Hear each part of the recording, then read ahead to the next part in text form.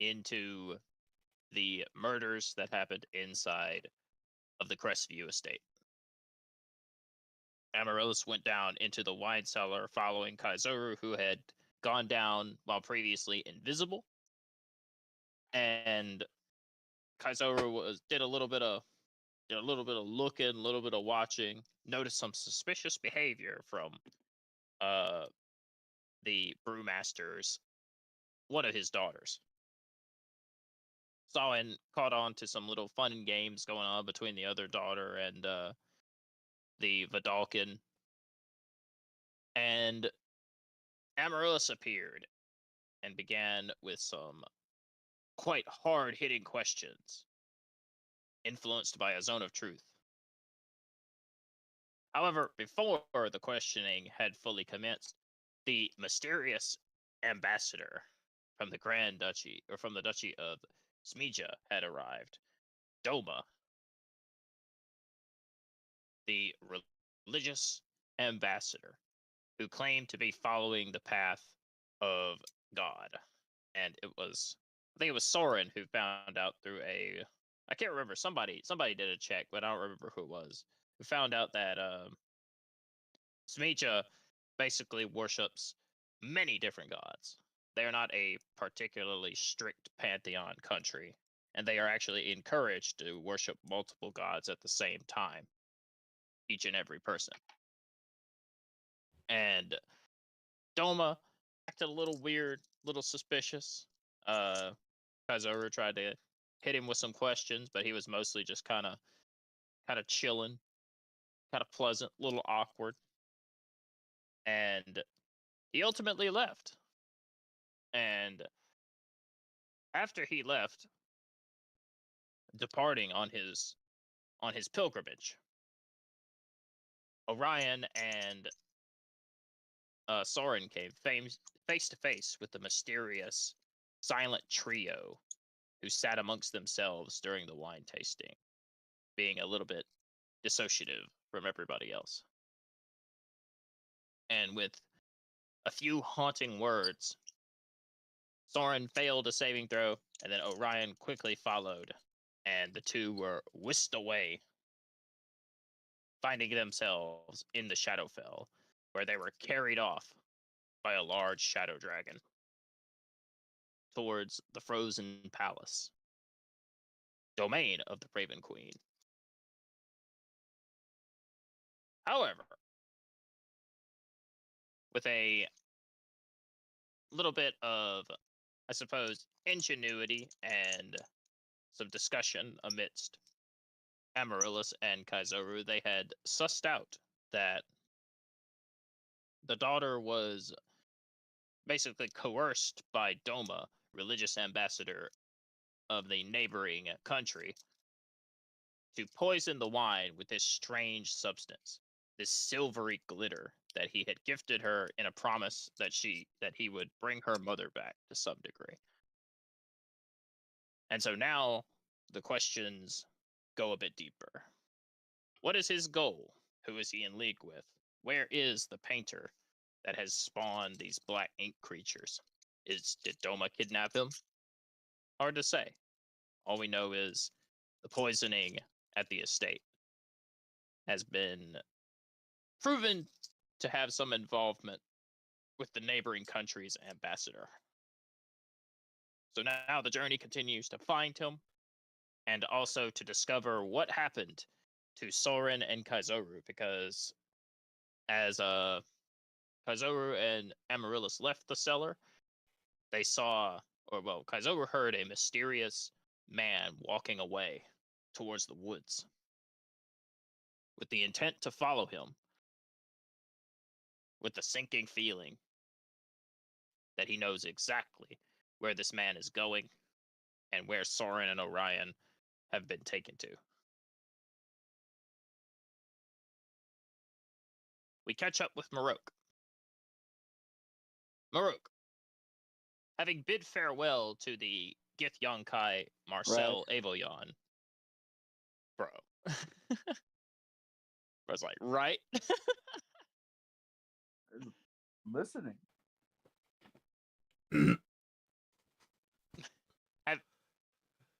Having bid farewell, I'm guessing Orion's not coming. Hello. So, I see him. hello, Zoran. I see him online, but I don't know if he's gonna join. Yeah, I know. That's fine. We have alternatives in place. All right, Maruk, we pick up with you. Having bid farewell to the Space Lord, the traveling nobleman, Marcel Abelyon, Githyon Kai, traveler, explorer, with his crew of, I guess the crew of his space spelljammer that he was with. Orion tells you that he is going to return to the estate in an effort to find Marcel's missing wife. And knowing that heading back to the estate so soon would likely mean bumping shoulders with the prim and proper and the well-dressed, snarky types of the cities, you decide that it may be best to just perhaps hang out amongst the more humble folk that you met before you arrived out here in the woods. You spend a little time talking with them, the labor workers, those that have not been fully supplanted by the kind of steam automatons that were wandering the vineyard when you first arrived. But ultimately, you kind of settle down with yourself, and you find some comfort and solitude amidst the woods and the trees, thinking about the possibility of maybe your future tribe and becoming a leader. Realizing that kind of within yourself, you found a little bit of your own role as head of the table in some way. However, your self-reflection is cut short by the sound of silent footsteps slowly approaching you. Your keen ears twitch as the man seems to make no notion to hide himself.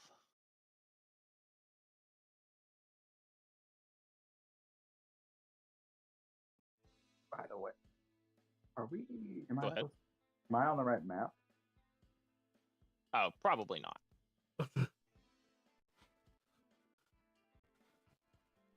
Come to this map. There we are.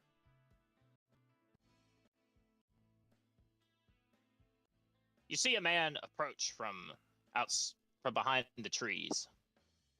A carved wooden mask adorns his face.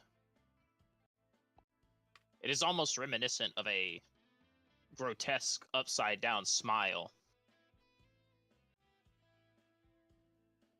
And these strange curled inwards horns, akin to that of the sign of the Taurus on the lower half. He bears an archer's quiver, and his hair is crested like the whitest snow.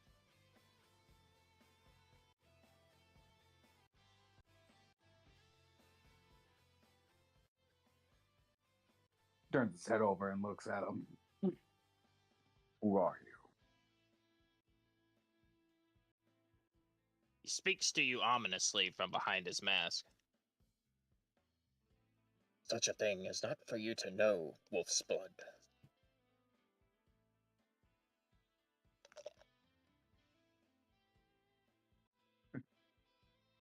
Do you think I'm going to eat you or something? No. But if one is to be eaten, it will be you. If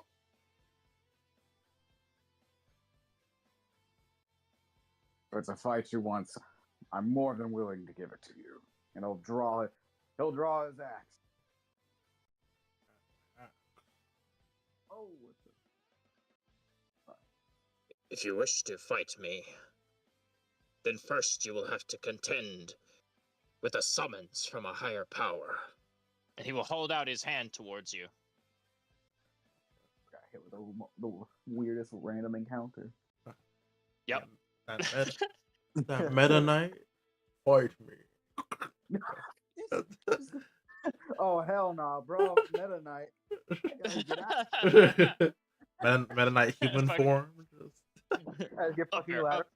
up air. Oh my god. I'll be just at the top. Anyway, he'll All right. he'll rush over to brandish his axe, trying to strike him down before he tries any sort of magic. As you attempt to gain purchase on the strange, mysterious man, you feel your body suddenly shrouded in I would say a old magic. Its sweeping waves are powerful and strike at the depths of your core. It gives you the feeling of an ancient entity from long past.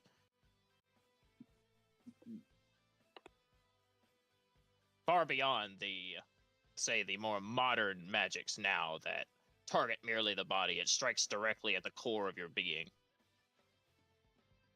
It feels old and powerful, much like the nature spirits themselves that have existed since the dawn of time. And he will say a few chilling words towards you.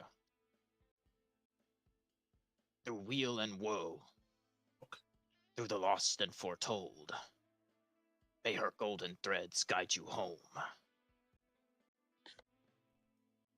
And you will disappear, right as your axe nearly reaches his face.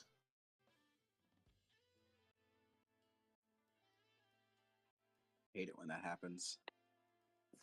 Oh shit! Okay, I pull out my deck of cards. I've been banished to the Shadowland. Welcome. And let me go get somebody else. Also, let me grab.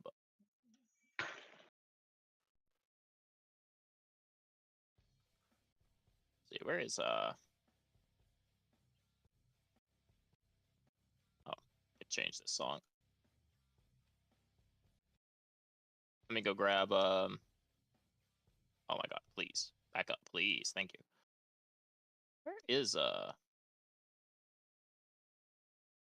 they in the basement? Oh, there's Kaizoru. Where's Amaryllis? She's still in the basement, I guess.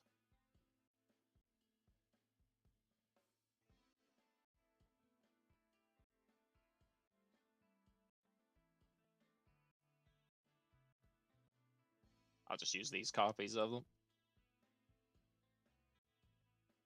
Alright. Kaizoru. Yeah. You tell Amaryllis that, well, you don't really tell her to stay there. That you just mostly tell her that you've got somewhere to be, and you wander off on your own. Amaryllis, I presume you'd follow. I think I remember mentioning that, like, if I don't come back, then that means I was taken too. So Something bad's done happened. Well, sure enough, the two of you, as you are, well, first, I guess I might as well ask for posterity. Amaryllis, do you want to go with Kaizoru? I don't think there's any other lead at the moment. True. Aside from tracking down Doma. Yeah. And who knows where the fuck he is? True. He's off on his religious pilgrimage, like he told you. He's just fucking Oblivion walking around the place. Yep.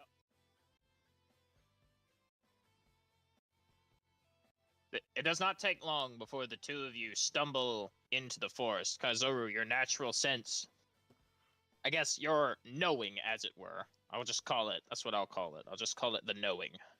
The sense for the magic of the Shadowfell and its influence creeping upon the material plane. And your guidance from Zidane and Bravik leading you to where Marok once lay. you said his axe dropped or something on the spot. Well, no, I was gonna get to that. Oh, okay. He still has his weapons, but your swift stride breaks into a firm sprint as your feet plant along the ground, and you quickly gather. I'll say, almost like the sands around you start to hasten your step and guide your footing. You plant down a firm slipper. I guess your firm elvish shoes. As you watch as the remnants of Marok disappear into a cloud of shadowy aether dust.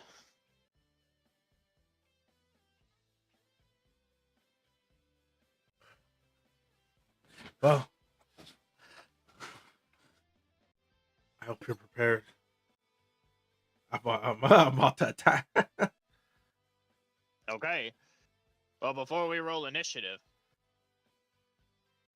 the man will he will use a reaction to do talk no jutsu. Not really. He will speak to you.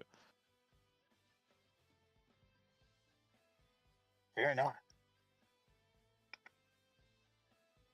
They are not dead.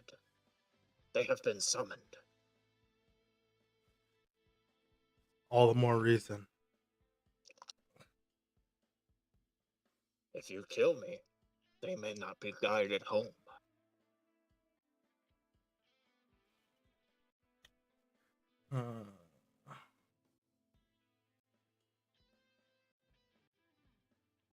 He'll grip his staff. And it'll strain up a bit, but he'll still have his weapon in his hand. All right. Well, the man will press the knife a little bit further. My name is Siam Katua.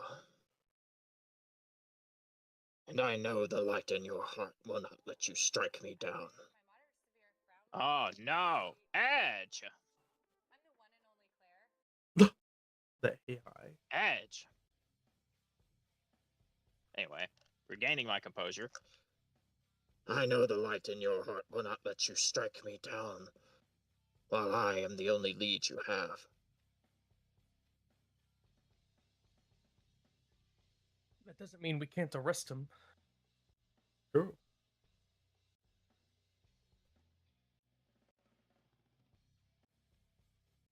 You think your mortal cuffs can shackle me? Watch this shit. Upcasted hold per joke. I don't have that. I don't have that spell. Imagine. Invert intestines. Testicular torsion. Alright. He will extend out a hand of offering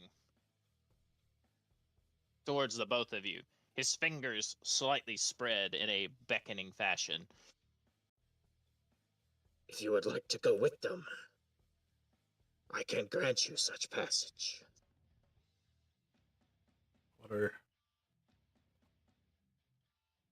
What's the purpose of all this? I don't want no vague. They're summoned. Why are you doing all this?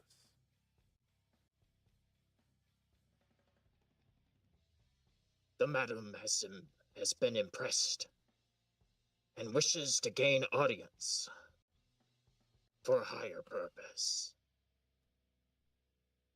But of course it does not extend there. She bids you welcome home, lost one.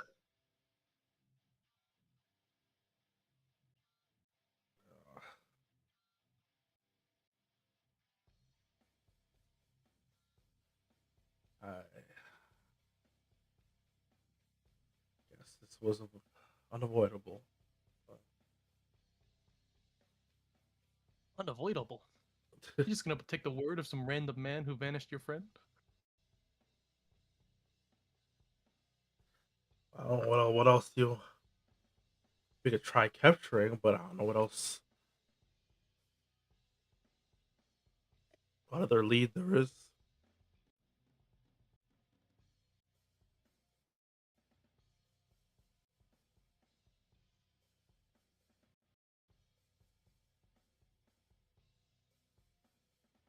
I'll just say fine. Okay. He has accepted the offering of passage. And he will re-utter the same quote. To you as well, Kaizoru. May her golden threads guide you home. And you will disappear as well.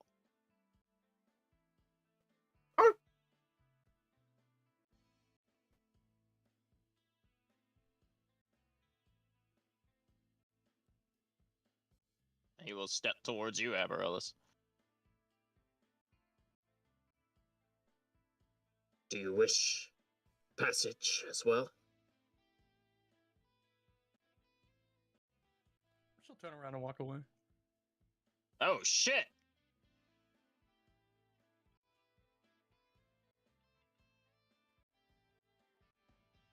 He will chuckle a little bit at your abrasiveness. Well, Amaryllis, I'll let you decide. If you do not want to be plane shifted, he will not teleport you. He will not send you. You have yet to interfere into the machinations of the Raven Queen, so if you truly do not want to go, I will not send you. Well, as of right now, she really doesn't have any reason to trust this man or go there, or she hasn't been knowledgeable of anything of the Raven Queen so far. So Very well. As it stands. As a paladin, though, you know the bare minimum, or you know the basics. no, man, I don't even think I was told. Hold on. Was I? Pretty sure I told you about the. I'm pretty sure I told everyone about the hand symbols, the symbol on the hand, and how True. it's tied to the Raven Queen. So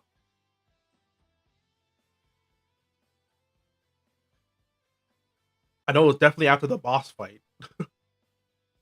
True.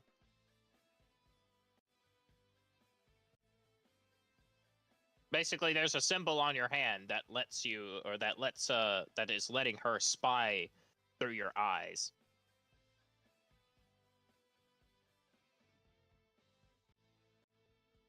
But you did have one. But if you don't mind her doing that, then that's fine. I mean, you also said it's invisible. I couldn't see it. True, but he did tell you about it. Those with sea invisibility can see it and have verified its existence.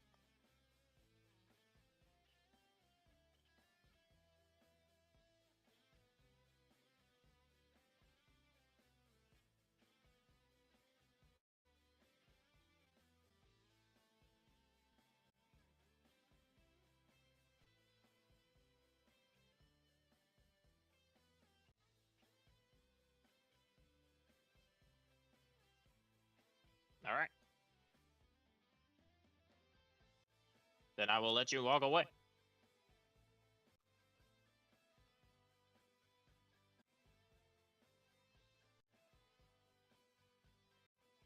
But as you disappear from his sight, Siam will stop as he turns away. And he will look down at his feet and take out a small marble. Within it, the glistening eye of a bird.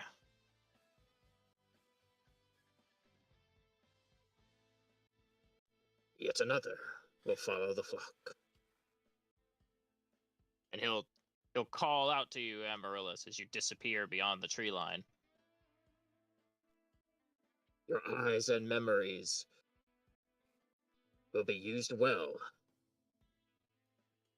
in the ancient halls. Oh, And he'll drop the marble at his feet, and Siam will disappear as well.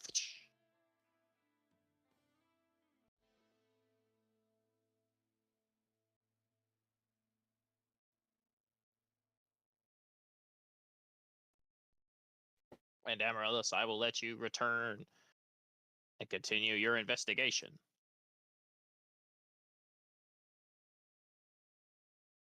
But for now, we have bigger fish. Well, we have slightly bigger fish to fry, and then we will return to the investigation. I want to try and get as much as I can over here before Soren has to leave. Okay. So unlike Soren and Orion, who were carried here by the Shadow Dragon, Kaizoru and Marok, the two of you will appear in a center hall. Well, not really a hall, but more of a center garden, an enraptured circle surrounded by stone and the fading life of withered trees. Let me go grab Kaizora's token. Because when I got rid of Siam, I didn't copy it.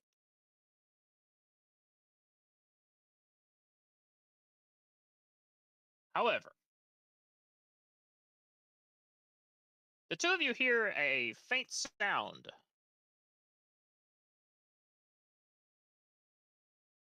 The sound of screaming.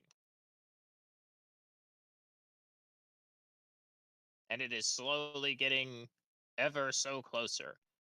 As the two of you, Baroque and Kaizuru, the two of you look up and see two people falling from the sky over 120 feet in the air.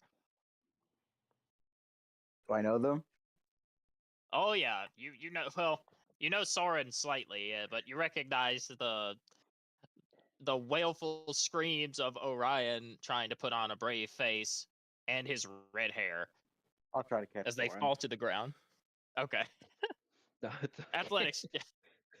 No, as we're getting closer, I'll use my bonus action to sprout my wings, and I'll slowly fly down to the ground. You can catch Orion.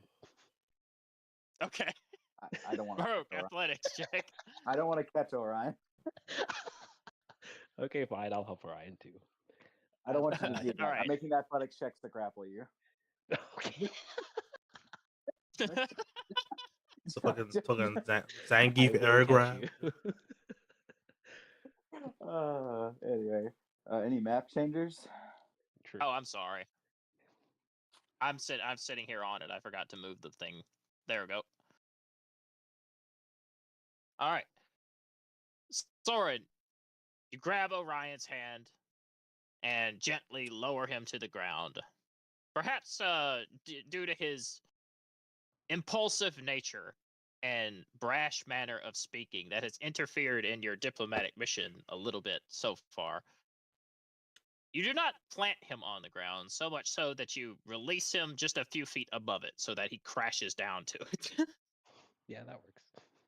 Just a slight slip of the fingers, you tell yourself. He was too heavy. I got weak arms. And Maroke makes no effort to intervene. But as you, Soren, as you land carefully on your own, you recognize Maroke and Kaizoru here, seemingly waiting on you. But at first, you cannot be sure if they are real or illusions. Just at first. Stare at them. Were you guys? How'd you get here before me? There was a man. He brought me here. One of the weird guys in the mask. Yes. Yeah, his friends got us too. Well, at least got me too. I assume that's what happened to Orion as well. Yep.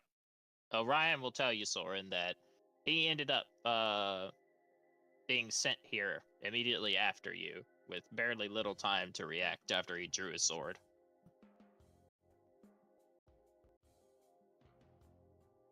So I guess I'll look around and shiver a little bit at the place we're in. I believe there's one missing. Oh. Paladin. Actually, I look over at Kaizoru and like last I saw, they were both at I guess the inn, the bar where we were. Yeah. But you're here without her? It wasn't really her concern in the first place, so I don't blame her. It's no matter. You seem to know why we're here. Soren. I have an inkling. Hello, I'm glad it's over at Kaizoru. Just don't want to point any fingers, but I mean, honestly, to fucking Marogue, he's like, what the fuck? Oh, it's the. I guess I'll give him a bit of a TLDR of what's been going on. I mean, I'll just say I'll say it's the Raven Queen again. we fought them once, and we fought her soldiers once, and now it's rearing its head again. What is that? What is that? As I glance over my shoulder, I'll just say, "Don't." I'll say, "Don't look it in the face." The fucking Monka Giga is just.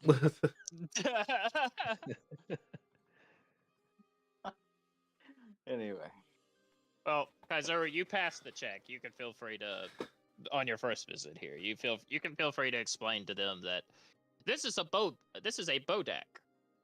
They are a powerful undead, usually born out of loss or hatred, or some sort of lamentful unfinished regret.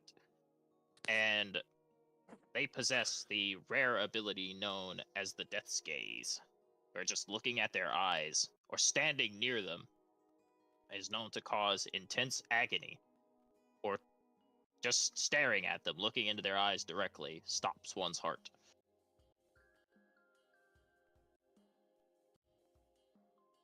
Right. Then do you know where we might need to travel then? He sh- he will he will probably be showing us.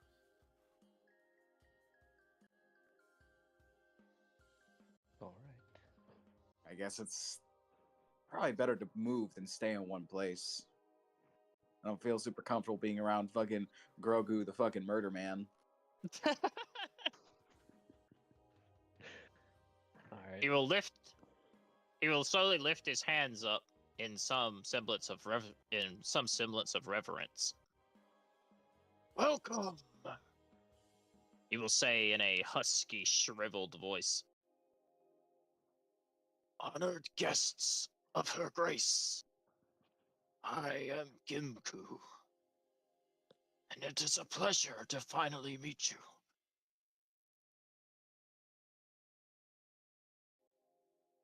I do not know you.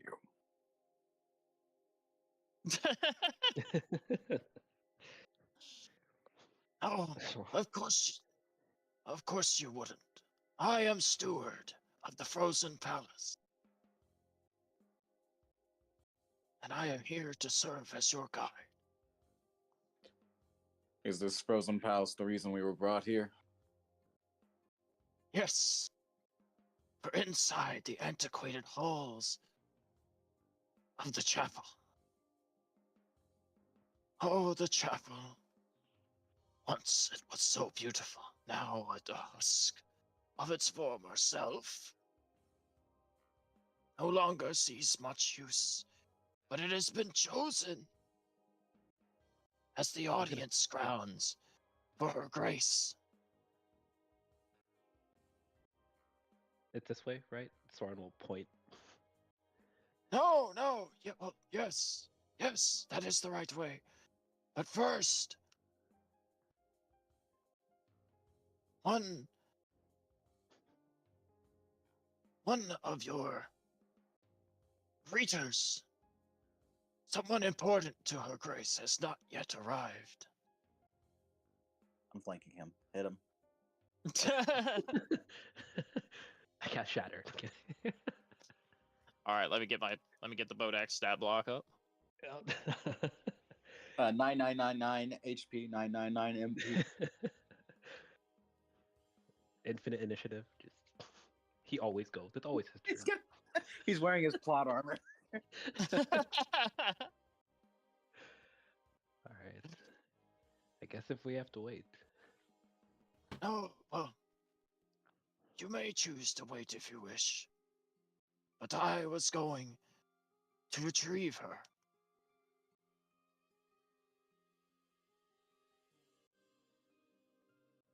Soren will She look has- around again. She has Well, been longful of good news as of late. Knowing that the lost child has finally returned will bear her great happiness.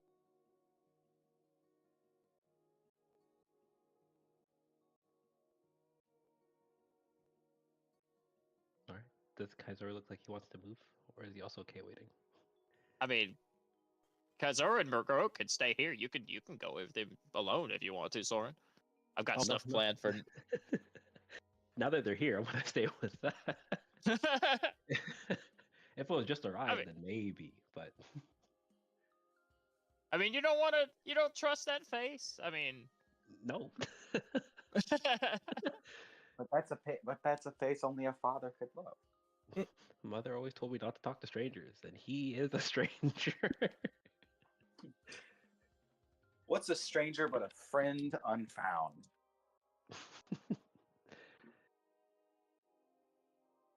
exactly.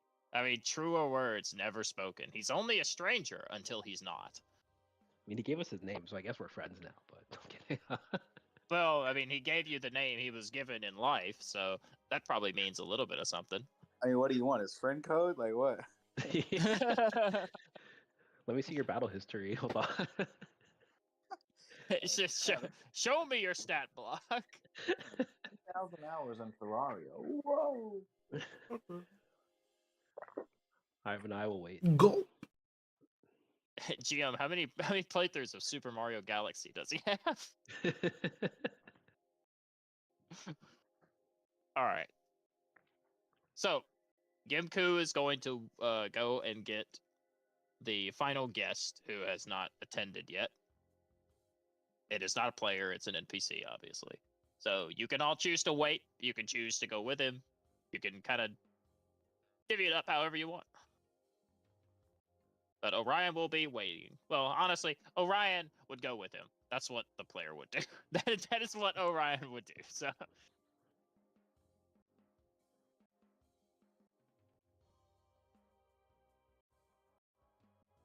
I can't even pretend. So what do the rest of you want to do? Anybody want to go hang out with Gimku? No. I might want to go inside once he leaves, but I'm gonna stay by Kaizoru, since we've already kind of been through this type of thing before. Not like this type of thing, but you know, Close enough. close enough. Sounds good. All right. Then I guess we're I will if I can get my words right. I guess that means we're hanging out. All right. Gimku will look no different, considering his face is incapable of making expression. But he will just say, I understand. It has been a long while since the palace has received guests. The journey is not far. Simply to the gardens. So await my return, and I will guide you into the chapel's audience chamber. And Gimku will kind of crouch on off, heading towards, kind of down this way. And he will disappear at the palace gardens. Well, disappear towards the palace gardens. All right. Once you are all sure that he is, the Bodak has completely made his exit, what do you want to do?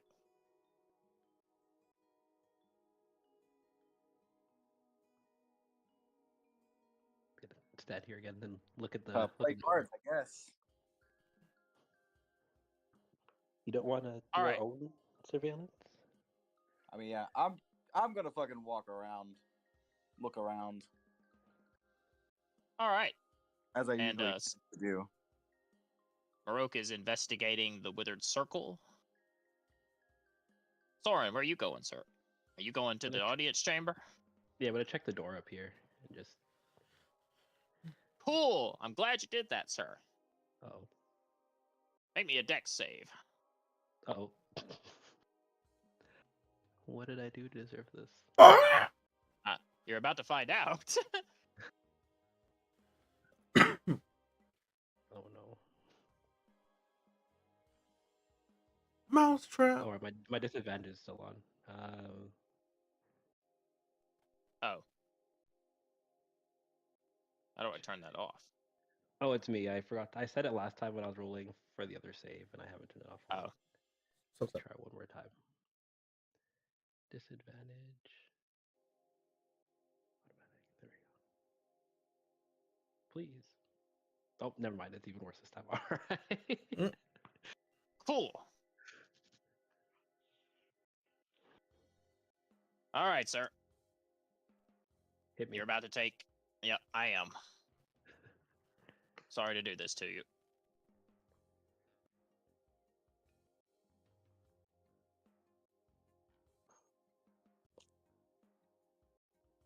All right, you take 8 plus 3 damage as you're walking up to 11.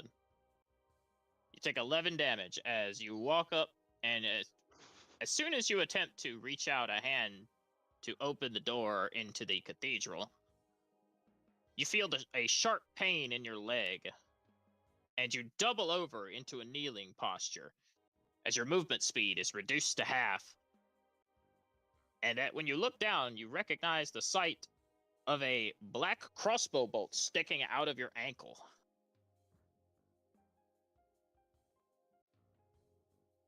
Ow. And I will go ahead and decrease your HP. I thought he said no harm would come to us. I don't remember him saying that. He should have. And as you look behind you, fading out of the shadows, a figure will make itself known to you.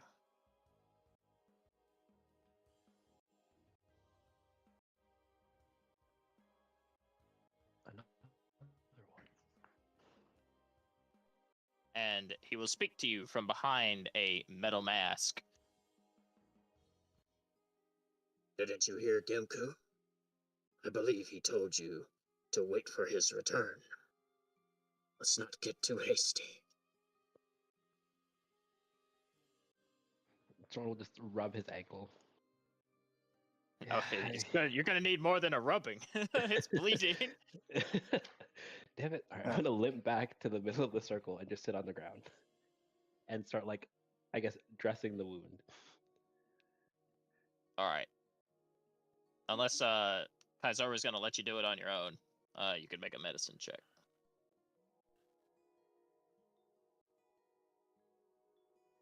Let me see. I don't think I'm bad at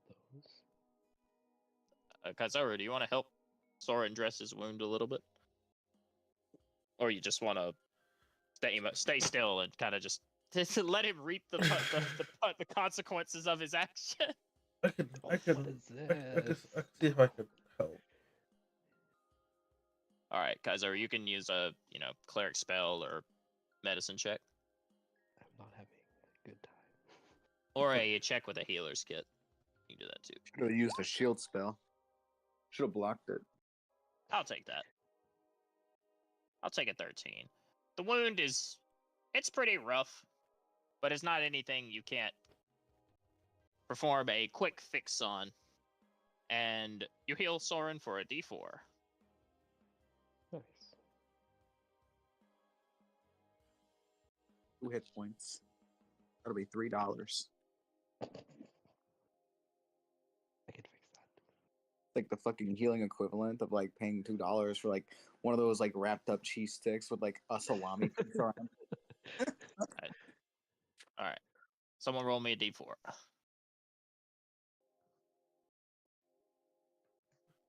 I'll make it a d4 plus 1. Ooh. Rose 3 HP. fucking Braxton plus card. 3. Mine's better. All right. It is better. You But heal I for rolled 3 HP as Kaizoru is able to remove the bolt from your ankle, and the man will take more of a firm stature in front of the entranceway. I advise you, when you are a guest on other people's grounds, you take it upon yourself to use good manners. and he will place his black crossbow. Interestingly enough, being a hand crossbow, he will place it beneath his feathered cloak.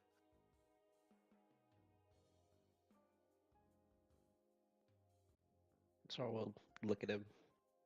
Well, I didn't really get the choice to show up here.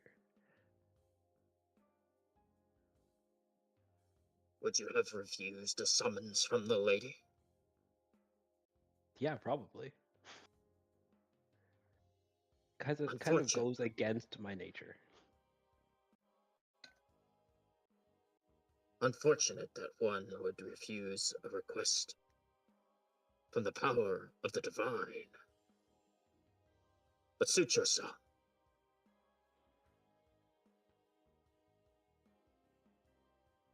I'll look at his mask.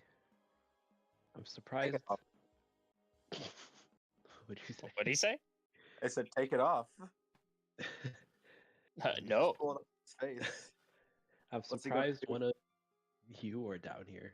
Or I guess here, not down here. Not necessarily down, but One of Well, I guess, I mean, he's kind of confused at the wording used. one of me. the bird mask, it's telling of a certain group. I'm sure you've heard of them. Ah, you reference the mask.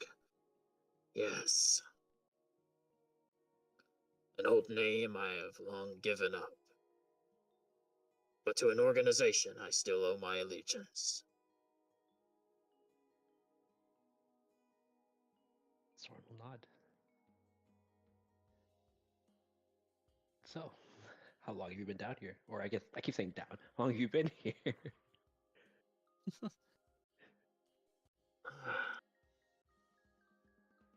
Suppose you could say since the yesteryear of the winter solstice. Perhaps 15 years more.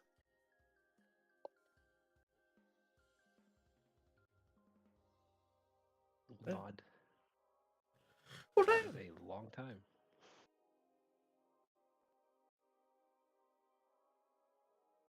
All right. And as you kind of chat with the man, I will have another person make their presence known. Kind of ruffle some feathers a little bit. The sound of footsteps approaching from the northeast gathers the attention very briefly.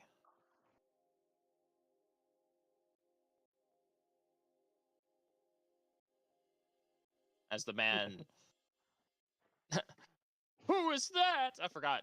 He wasn't here that session.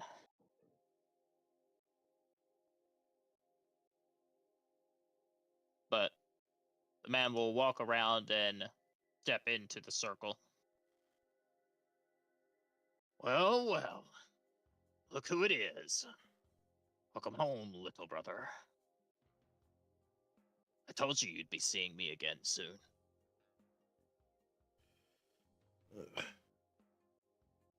And it seems you've come to annoy me again.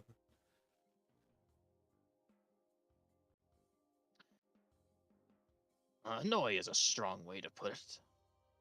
That's not the kind of wording you choose to greet a friendly face.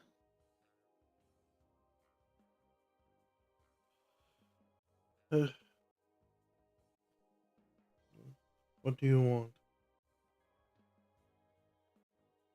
To simply utter a kind gesture and say hello to the long-lost child. And like I said, welcome home.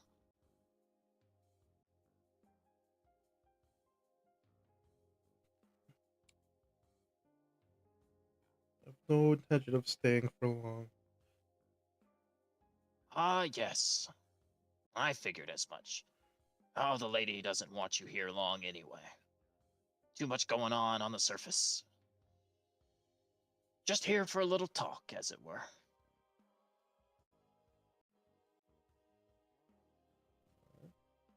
More so our business is not strictly with you. There's a few questions to ask and some queries to request.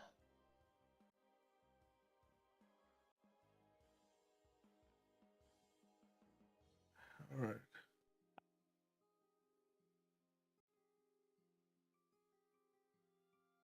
Also, why is I guess Soren's token name is just blocked by the health bar. I can't see it. He'll lean against the. He'll lean against. Oh yeah, there it is. Yeah, it is. The health bars do block it. Interesting. Yeah. He'll lean against the side wall. Or the side of the wall. I'm surprised. You didn't choose to follow old Gimku? Bit of a shame. The old Tucker gets lonely.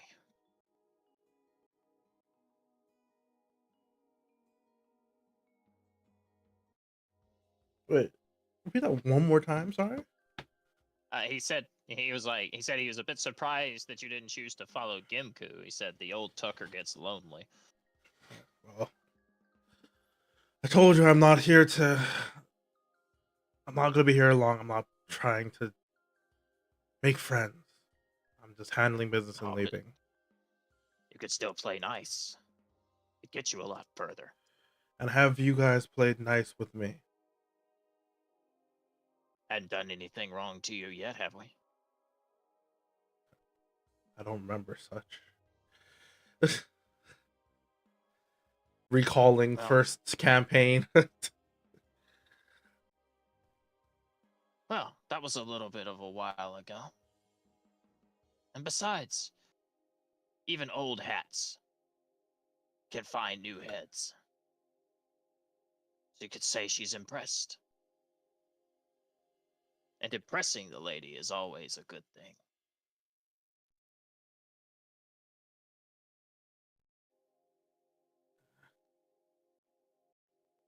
Again, I don't care about impressions. All right. Gonna add in another guest. How big is this gathering? It's the constellation of banquet. They're just all waiting behind like little doors. Like, all right, come on down. Behind Who's door behind number door 3. number 4? Oh yeah, the room of secrets. You think there's Yeah. like a guy in the corner, like who's like part of stage crew? Yeah, just kind of setting them in. Just it's like, all right, your turn. Oh no, he touched the door. He triggered number 2 early. Oh no! Is there a small fire going on in the background? Go, go, go! But, All For right. the Broadway musical. All right. You hear the sounds of a multitude of feet, as well as the small pitter-patters of the shrunken Bodak's legs as he steps with a little bit of a quicker pace. And from the southeast, 3 figures emerge.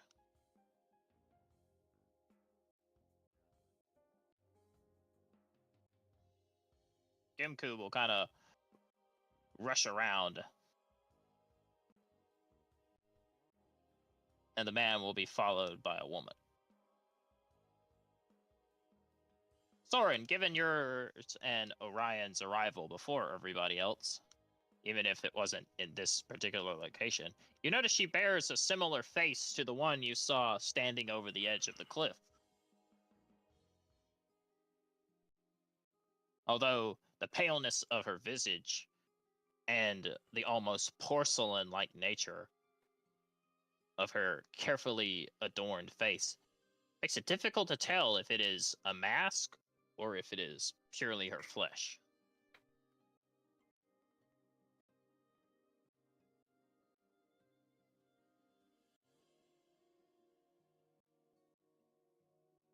But Gimku will kind of rush to the side over here and he will greet all of you once more.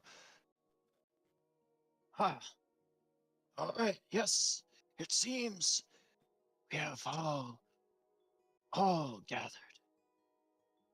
So the ceremony can finally begin. The meeting can commence.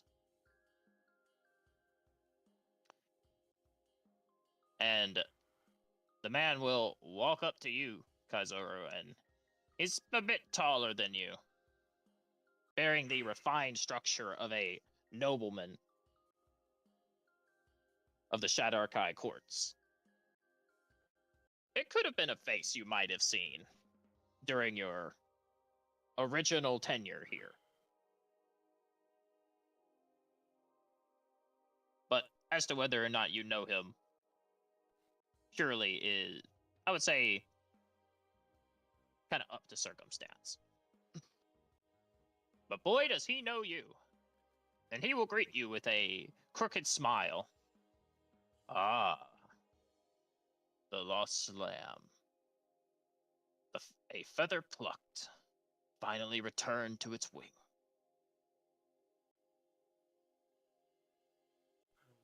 I seem to remember you bound in chains last time. Nothing but a little runt. Yes. The same expression of all the people that I left behind for good reason. And I'm not sure why you refer to me as lost. I've already found my path. Oh, yes, a path that is obscure to you now. For now that you've accepted the summons, there will be no little interference and inklings of sand.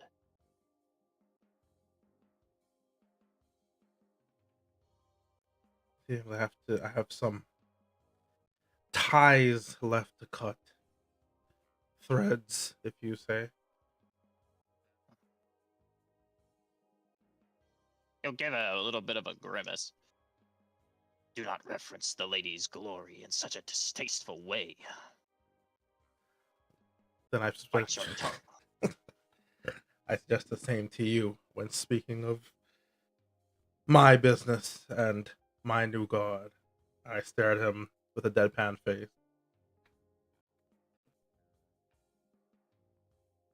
He'll kind of turn his head, swishing his side cloak that covers his right arm.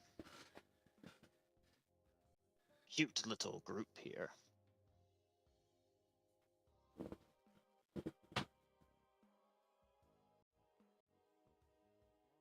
He'll kind of like give a, I suppose, a grim expression at Orion. Ugh, human.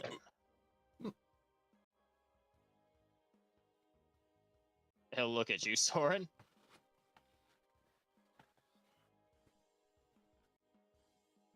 Staring back at him. No comments from Ugh. me. Yeah, oh yeah, I got one for you. Ugh. Some half-breed holy windbag.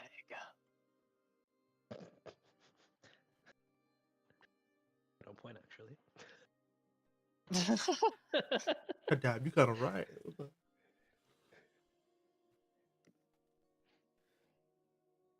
Disgusting hybrid. Give a soft smile.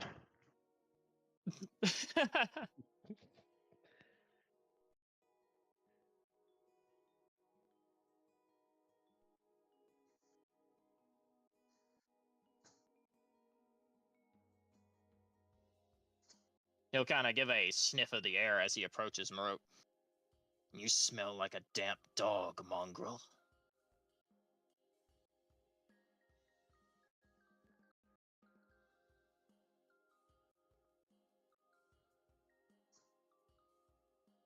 Marok's, he's muted. Sorry. I'm kind of, he's just like stone champing that guy. It's like, is that really the best you got? Is that the best thing you can think of? I've heard worse.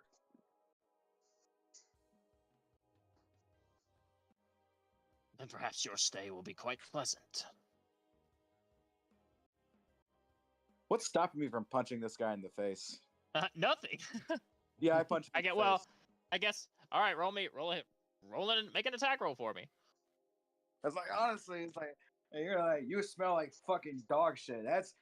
You're being mad shit, pretty boy. How about you get fucking your shit kicked in? How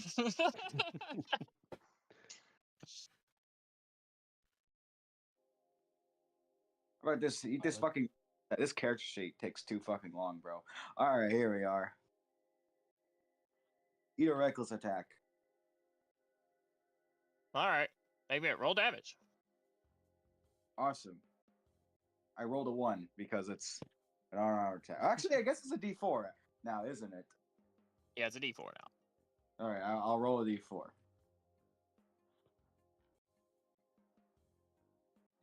Okay.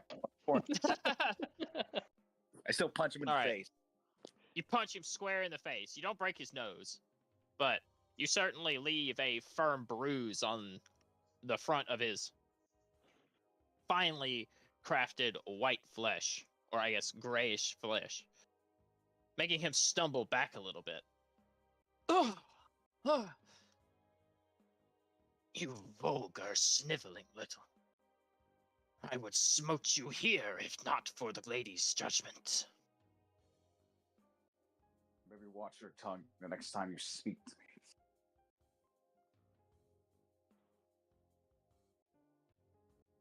He will gesture a hand, and the trees on the corner of the map will begin to stand, revealing themselves to not be trees at all. I will not. Actually revealing themselves to be towering nightwalkers. That's right, Soren doesn't know what they are too. He was not here that session. This is to put it short, this is this is probably, besides like a shadow dragon, they are probably the most dangerous monster from the Shadowfell. And Kaizoru rolled a check with advantage when he was here. He knows what they are. Quite well, actually. And they have an aura of annihilation that just follows them. Where as long as you are close to them and they are aggravated, you will just take damage. They just cause immense agony from their very presence. I bet they never felt the love of another. True. All they need is a hug. Aw, damn, the elves have evil tree. The evil elves have evil tree? Oh my god. That's funny. And the Nightwalkers will start to wade close to the stone. But before they can attack Marok, the woman that he is with will step in, and with a gentle wave of her hand, they will disappear. Quite literally, they will fade from existence, as the three of you feel a soft aura of magic waft off of her and emanate through the ground, as the Nightwalkers get immediately banished.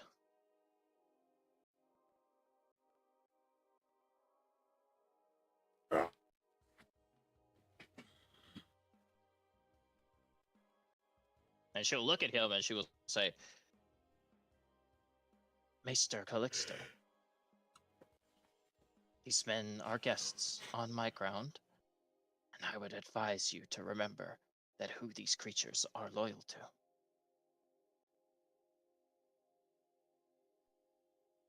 And he'll give a small, forlorn frown.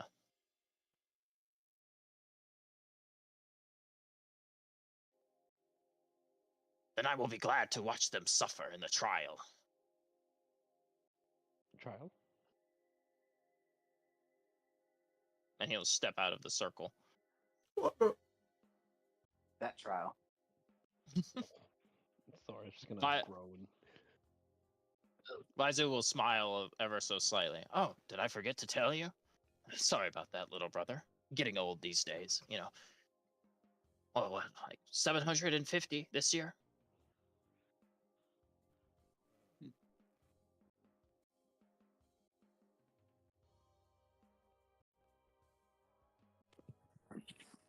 All right, I gotta remove Orion. Throw. Well, I don't technically have to remove him. I know what I'm gonna do with him.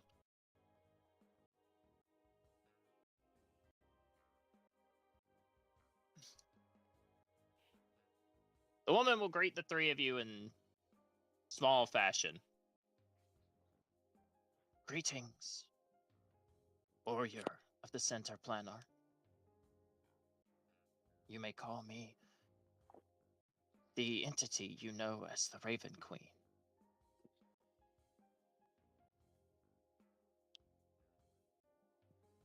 Before you are guests on this ground, summoned by me.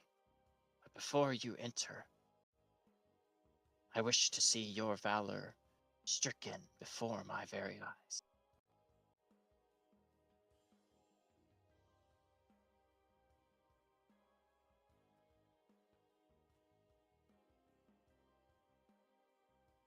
With a gentle clap of her clap of her hands, as her gloved hands emerge from beneath her cloak, she will give a soft, audible noise as her appendages come together, and a set of knights will emerge.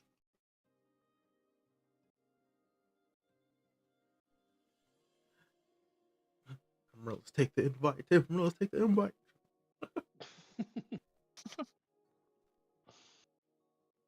Well, there technically would have been more of them. But order protect you. Hacho. True. I just realized I didn't put their names. Oh, no. Technically, they don't have names. They're just NPCs. Yo, Sand. Can you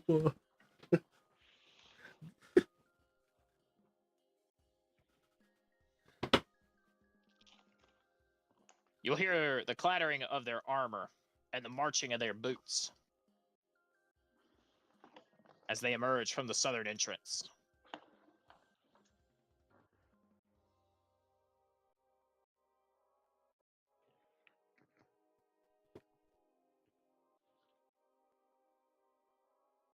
I assure you, should you survive, the audience will be well worth your time here.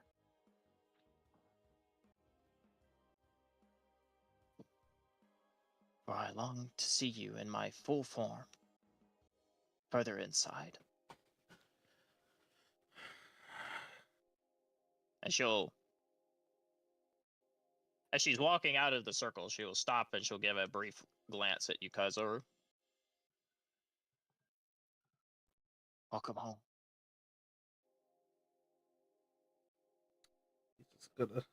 he's not gonna look at her, he's gonna scowl.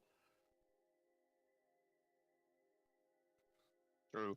You actually have never met her, so you've only heard the stories and what they do in her name, so.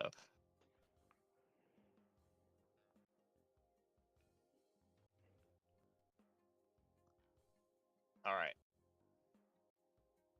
Stepping out of the grounds,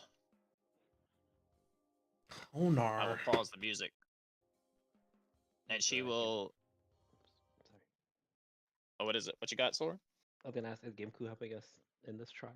Oh, he's fighting us. Is he- Death Is gaze. he helping? Well, I don't want Kaizoru to speak too soon. Oh, Damn. what the fucking death gaze. Just make me a DC 25. But Oh, I didn't remember the rest of the time. It'll Ginku the Bodak, the Super Saiyan. Oh, What the? fucking Super Saiyan God, Super Saiyan. Taking off the oh. taking off the robe, just stand up straight. He's like fucking transformed Master Roshi beneath the robe. Oh my god. Oh my fucking god. All right. Vaizu will give a small smirk and he'll just say, "All right, little brother, don't die."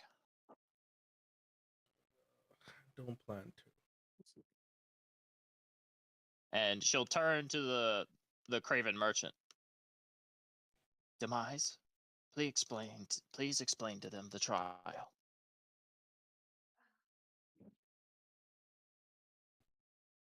Warriors of the summons, you stand in the ancient cathedral of battle built by the Shadar Kai long ago.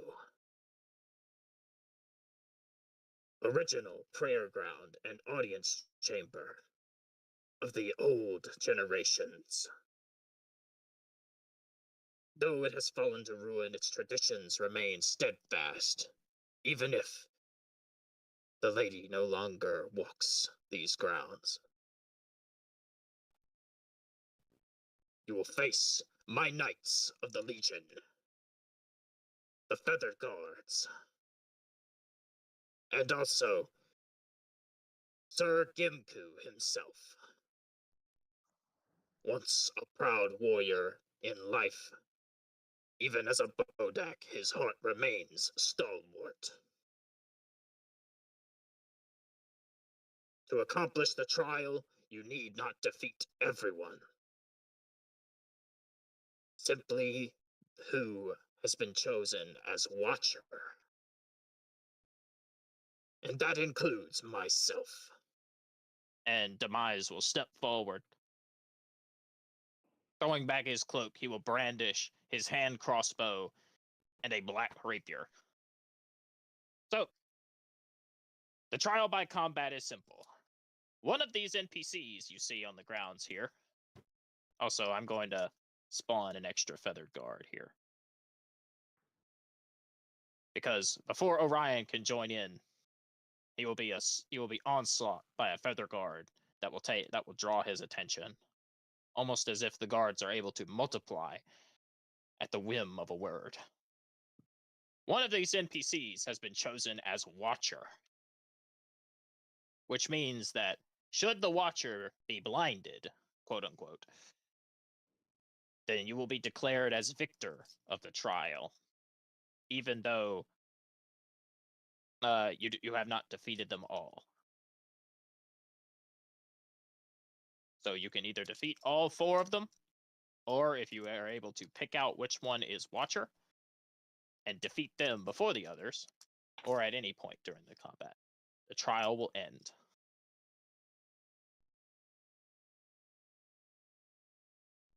Also, this will be a trial to the death. Such is the ancient tradition of the Shadarkai. So, roll initiative.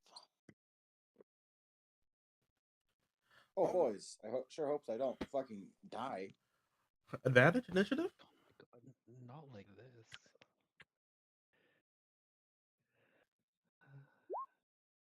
Yeah. All right. All right, not bad. Behold, I activate. Joke. Okay, well. behold, the ancient power of a Bodak. I go first. Death stare. 6. Okay, well. I will roll for Demise. Foot. 22. All right, well, you know. And the Feather Guards will share an initiative.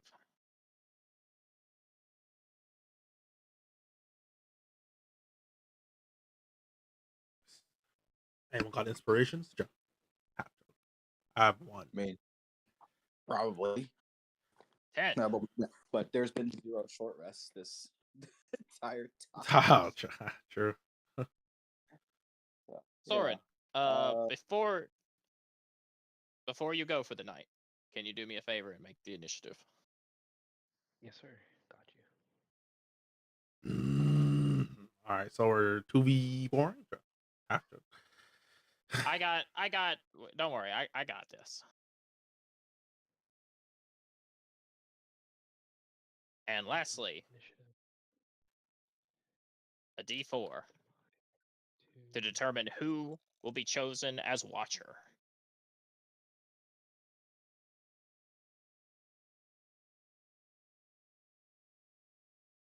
All right.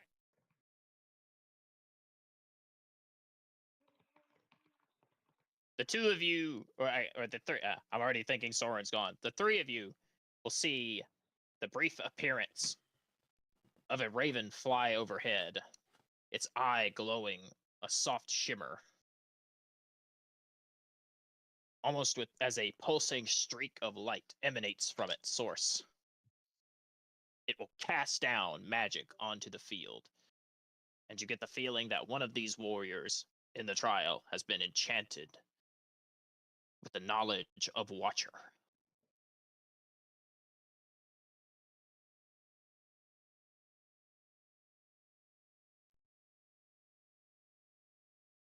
And thus, we will go ahead and begin.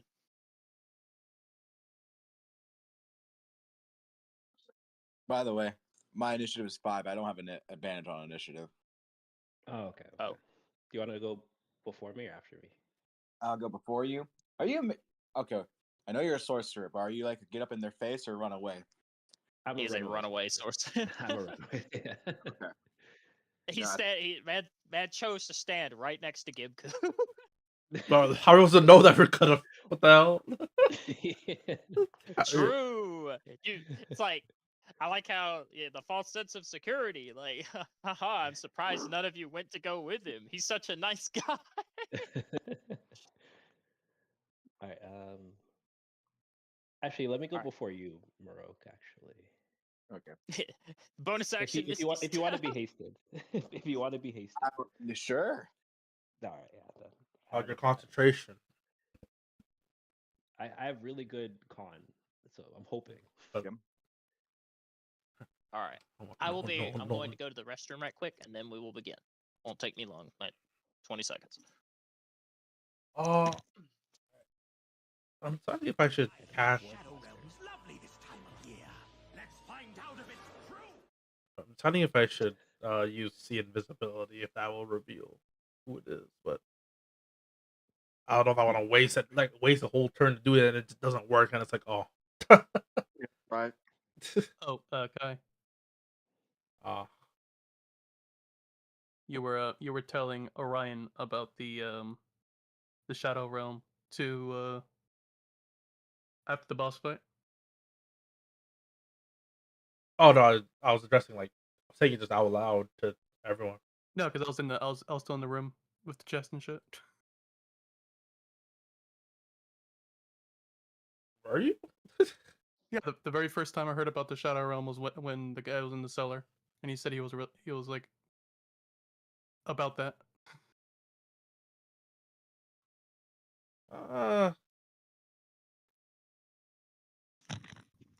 I'd be on that spectator mode. All right. Let's do it.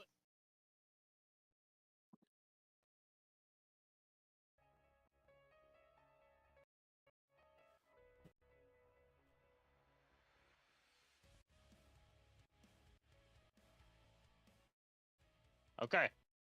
Demise will go first. Drawing his rapier, he will immediately make a dart for Kaizoru. A dashing thrust as he moves 5 feet closer. Well, let me turn the fucking grid on first, I guess. That'd probably be smart. Good job. Oh, there we go. I'm not even on a square. I'll put you like there. You wanna be like a little bit further away from him? Yeah, sure. I mean, it doesn't really matter at this point. It's a pretty small I'll arena. put you. Pretty small arena. So. Yeah, true. And he will dash forward, thrusting his sword forward in a bid to strike you. A lack of emotion emanating from behind his mask.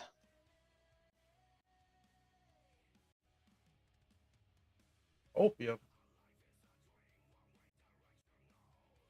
19. Of course. I'll take the hit. It's fine. All right.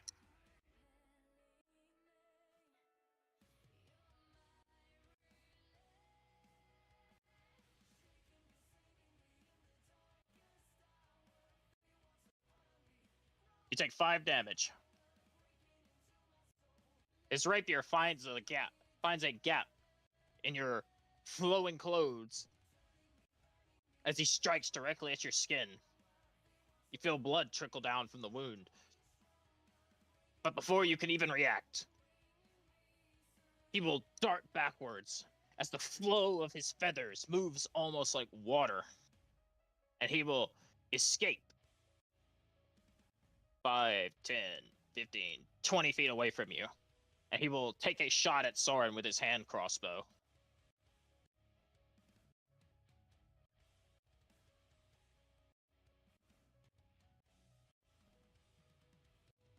Oof, 29.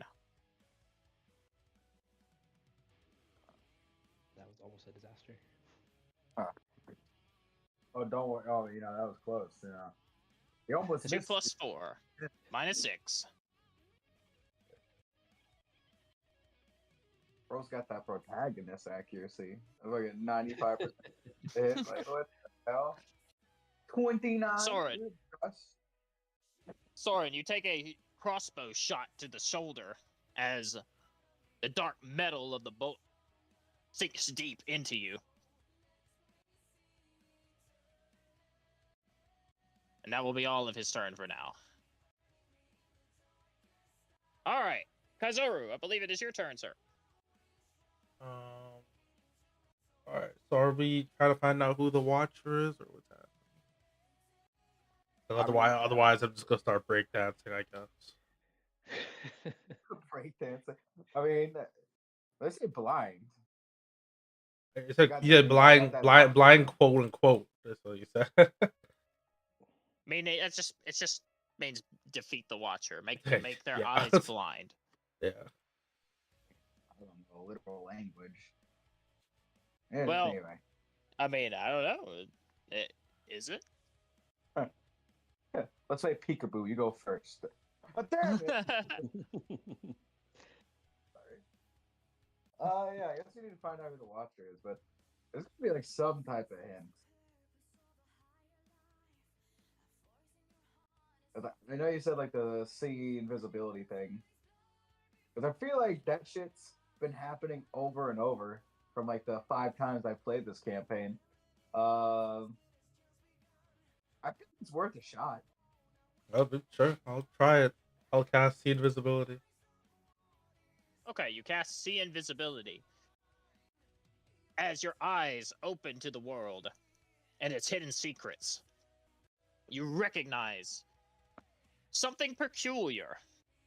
While there are no hidden objects ready to jump out of the shadows or anything you haven't already seen, there is something that your eyes catch.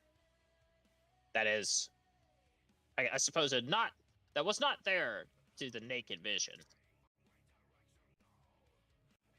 The 3 feathered warriors, Demise and the 2 guards, both have an aura. Or I guess the 3 of them have an aura.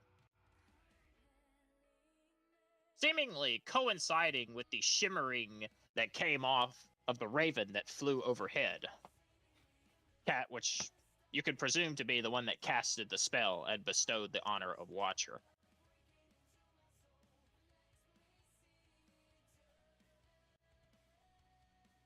Interesting. Okay, so 3 of them are glowing. Sorry.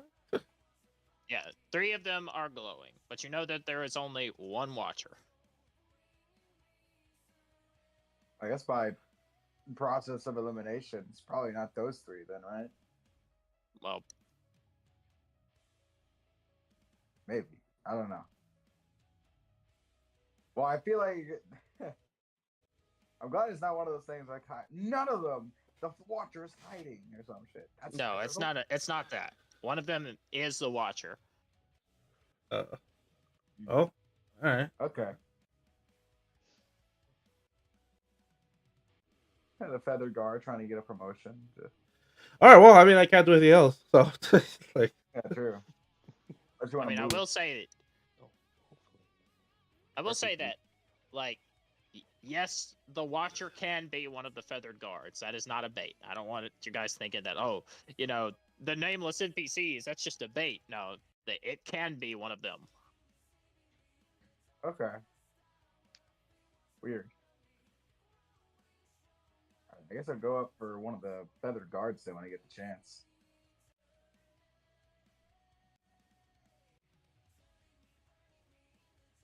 All right. Uh, So, if Kazura is not doing anything else, I know he Um, said he can't. I'll just, Feel free to move, though. I'll just chill there. All right. The feather guards will go. Maru. This feather dodge. guard. Instantly, I take the dodge action. So- I'll just also segregate them 1 second. Because even though they have the same token, they are using different weapons.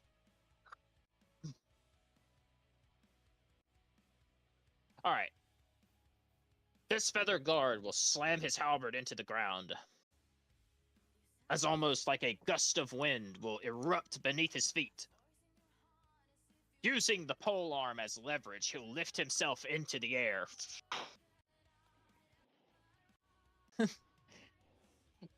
Banished Knight style.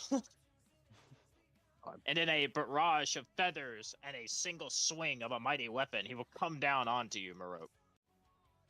I just realized on their name says Fathered Guard, not Feathered Guard.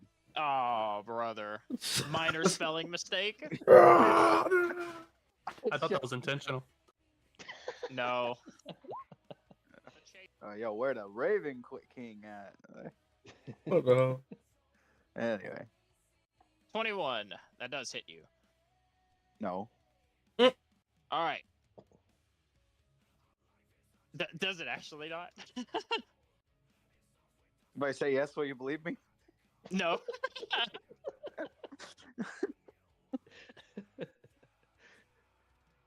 All right, Marok, he comes down on you with his polearm.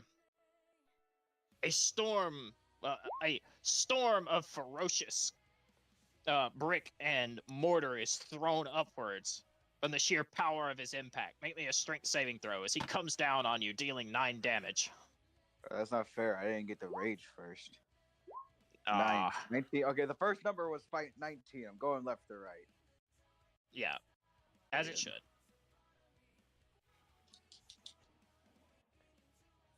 I don't know. I'll fix that in my settings, but go ahead.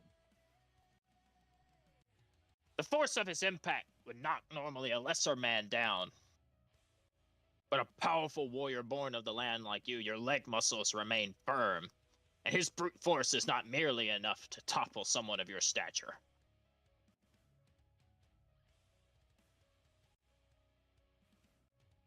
And that will be all he does. Soren, Yes, sir.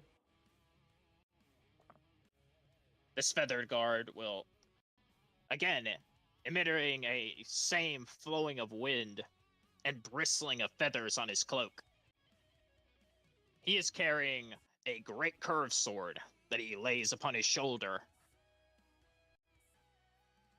whirling it and kicking up the wind onto the end of his sword. He will move like lightning despite the heft of his armor. And he is on top of you. What, the Marok heal? Oh, I had temp HP, Oh, you did. so I just corrected it. I had exactly 9 temp HP. My So, bad. It didn't take it from you. All right, I fixed it though. Settings. And he will make an attack roll on you.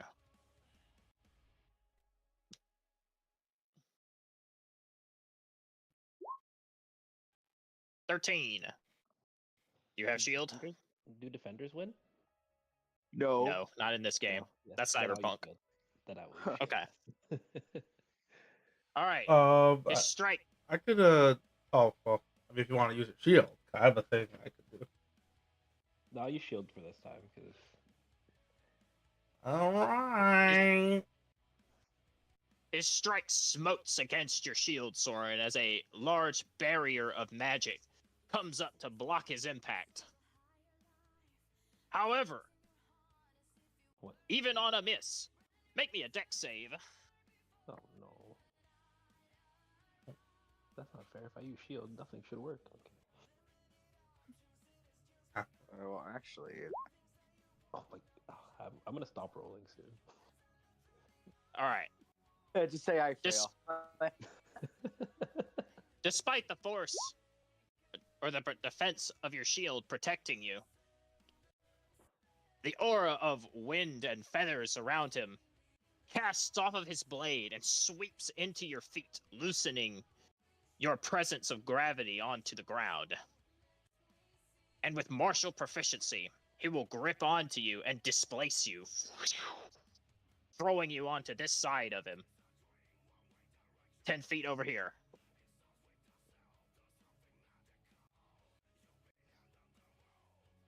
Pinning you between himself and Gimku. Oh no! And that'll be their turn. All right, Sorry, bro, I Gimku's may not be turn.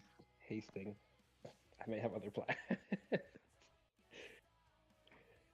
All right, Bless you. Gimku. The first What? thing Gimku will do is he will turn to face you, Soren. I'll close my eyes. True, as you should. And he will say, "Oh, it warms my dead soul. I do not have a soul anymore, but if I did, it would warm it to see such a glorious battle on the ancient grounds."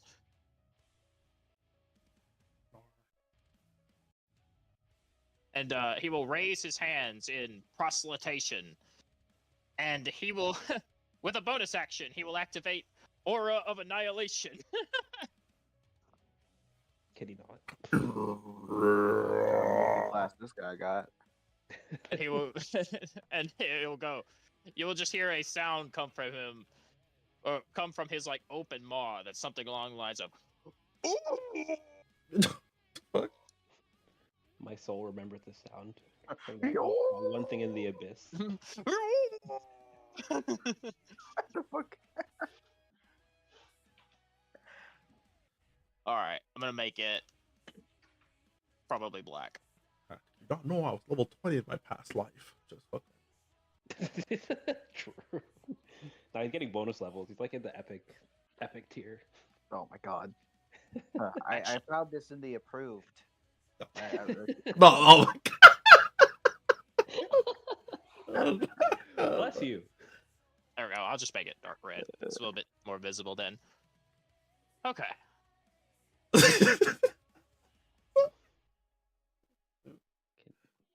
What did All I right. do to deserve this?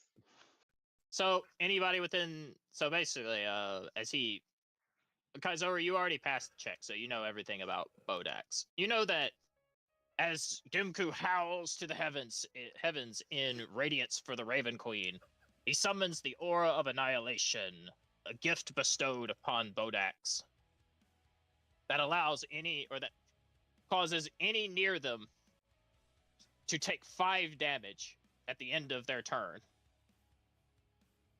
There is no save. You just, if you are within the third, if you end your turn inside the aura, you take 5 damage. What kind of damage? Necrotic. Annihilation damage. True, annihilation damage. No, it's necrotic. A new freaking damage type. Homebrew damage type. Die. That's okay. All right. Okay.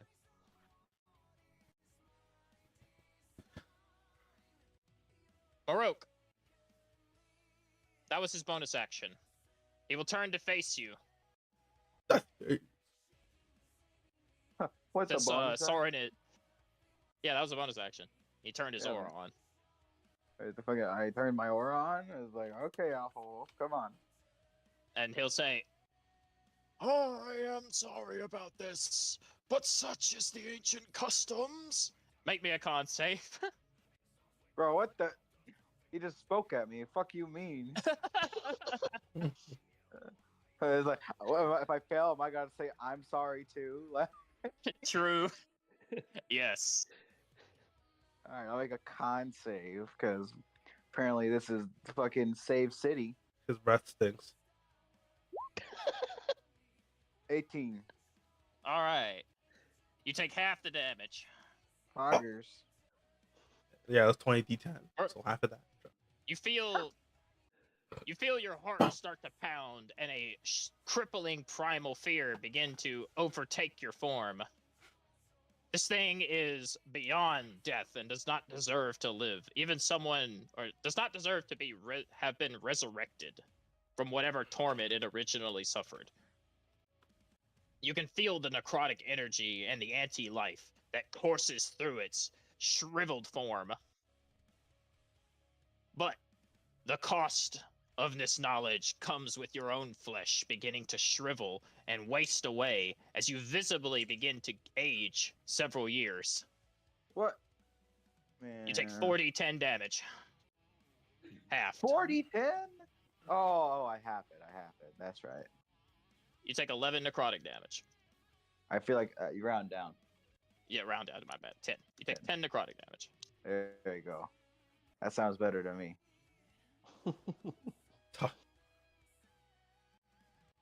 All right, and that is Gimku's turn. Soren. Oh god. All right. So with, Wanna be. with Oh, my come on, turn to- Persona 5, help me out here. He'll turn to face you, Soren. On his turn, he can't Oh, do that. oh, I'm leaving. I'm gonna activate my innate sorcery. Okay. Okay, that's a bonus action. What? Yes. Okay. And then with my action, I'm going to do Thunder Step and get the hell out of here. Okay. Where are you going? It's 90 feet, right? So I can go wherever, I guess. Huh. Just leave True. leave the plane, Joe. I upcast it to plane shift me. Let's go. Just go up off the map. And just. I feet scale this to plane shift. Oh my god. All right, well, no, I'm gonna move. I guess I can go wherever. Wait. Oh, he I got. can go. See, he left. Brother said LMAO and left. It's like, nah, this is y'all's problem. What the fuck? Yeah, shit. We're trying to I'm find gonna the go. ink and the easel. Yeah, I shit. see nothing here. Shit, I got teleport too. So good luck. Oh, okay. Fuck me. Alright, I'll just go. Braxton playing this combat. All right. No paladin, no fighter. Good luck, barbarian. Fuck it. So we got the. Cool. Don't worry. I'm Courage the Cowardly Dog. I'll fucking. All right, can they make a deck save? About to Oh, say yeah, no, absolutely, they can't. sir. Part of their abilities. They don't make deck saves. They pass them only. There's, Not the Alright, auto there's- the auto this is- pass. this is Gimku's, Good. and this is the Feathered Knights. I like how it's just Murphy just like, yeah. No, I hate these guys. Okay. All right, that's They two both fails. failed. These Okay. guys are Okay. cheap. I'm gonna take 3d10. That was sad, but I'm also going to use my sorcerer feature. Where is it? Hold on, gotta read it. Brother's reading. Never foreseen. Braxton doesn't know what that is. Could you explain it? Oh, your innate sorcery increases spell save DCs by It's 1, DC. isn't it? Yes, it does. Yeah. But But they I don't both think failed, so- Demise was in range. Actually, No. was he? No, he was. I was here, No. right? Yeah. Yeah, Is you it- were is it- there. Technically, How- I what- could what- move what's- here and then What's the what's You take an Yeah. opportunity attack. attack. I the would. Yeah, that's why I'm not going to. I'm just gonna go back over here. Sorry. All right. Let me just pull it up. 'Cause I think if I do thunder damage to them, they also take an extra D6. True. Yeah, you're a subclass. Yes. Storm Sorcerer. Huh. Oh no, Ah, Sonic. that was in the approved. Sonic Sorcerer. that wasn't the approved. You're right. All right, make it 20 damage. Okay. The ground shakes beneath them. The ground shakes beneath them as Gimku's old withered bones visibly shudder, and his cloak that kind of shrouds his horrific form feathers and flaps in the wind, revealing his absolutely decrepit, emaciated body beneath it, giving Maroka a nice look at it. I think there's And one more thing, but go on. The feathered guard will be blasted downwards. and forced to take a knee from the sheer impact. 20 damage. All right. Also, with Violet Resonance, when you cast a level 1 spell that does thunder damage, level 1 plus spell that does thunder damage, you can tune that sound to waves to resonate within. One creature took damage. On the start of your next turn, its speed is halved and has disadvantage on ability checks. Yeah, fuck Who would you, you man. like to? will- Who would you like to give that to? I want to say Gimku because he's doing some nonsense over there, but yeah, I'll give it to Gimku. True, we can't move with that aura. Ah, Yeah, he can't move his aura as far, so his movement speed is halved, and he has disadvantage on ability checks till my next turn. no, he can't move the aura. The aura is just on him. He can just move himself. Oh yeah, Yeah, it's I speed's mean, half. yeah, his movement is halved, so he can't move as True. far on his turn. Oh yeah, true. But also, it is kind of funny that like you Teleport. chose him, but no, he doesn't have a teleport. It's just most of his attacks don't require him to move. Move, fair. But Oh, that 5 damage aura just hurts. I'm hoping that just stays away. true. Alright. That was my bonus action. That was my action. Use my features. I think that's it. Tactics checks is not a thing anymore. Yeah, just put a trap card face down. Turn.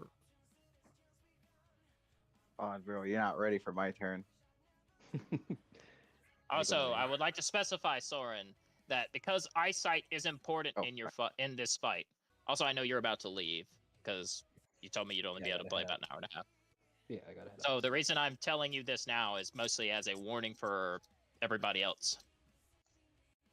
Because eyesight is an important factor of combat in this fight, if you specify that you are closing your eyes, they will gain advantage when they attack you for this fight, because eyesight is an What important the- factor.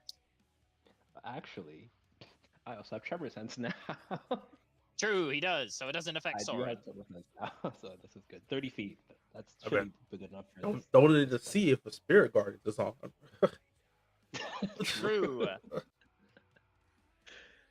But alright, yeah, I gotta But- head out now, unfortunately. Alright, see you later, Soren. I'm fucked. Good luck, friends. No, I've set you up for greatness, I'm sure. I'll see you in the Dead Sea. Alright. Talk to you guys later. Alright. Okay. As the ground quakes beneath Soren and he makes a brisk escape,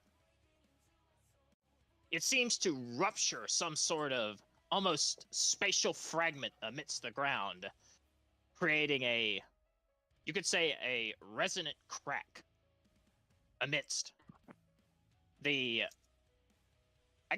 old ritualistic stone-esque structure that you're fighting in. And Kaizoru, not one to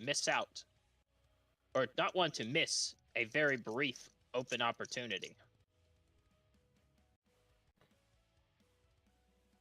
The bottle around your neck will open, and pouring from it grains of sand will fall amidst the stone paved around you, and it will seep into the crack left by the thunder wave. Oh shit.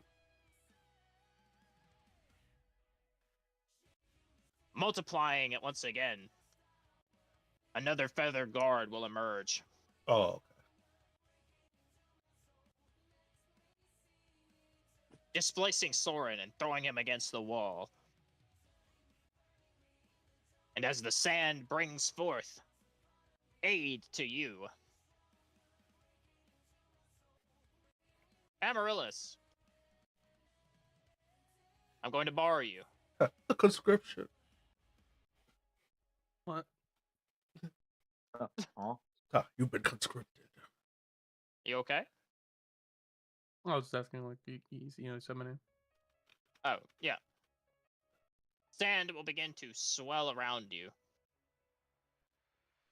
gathering up your form.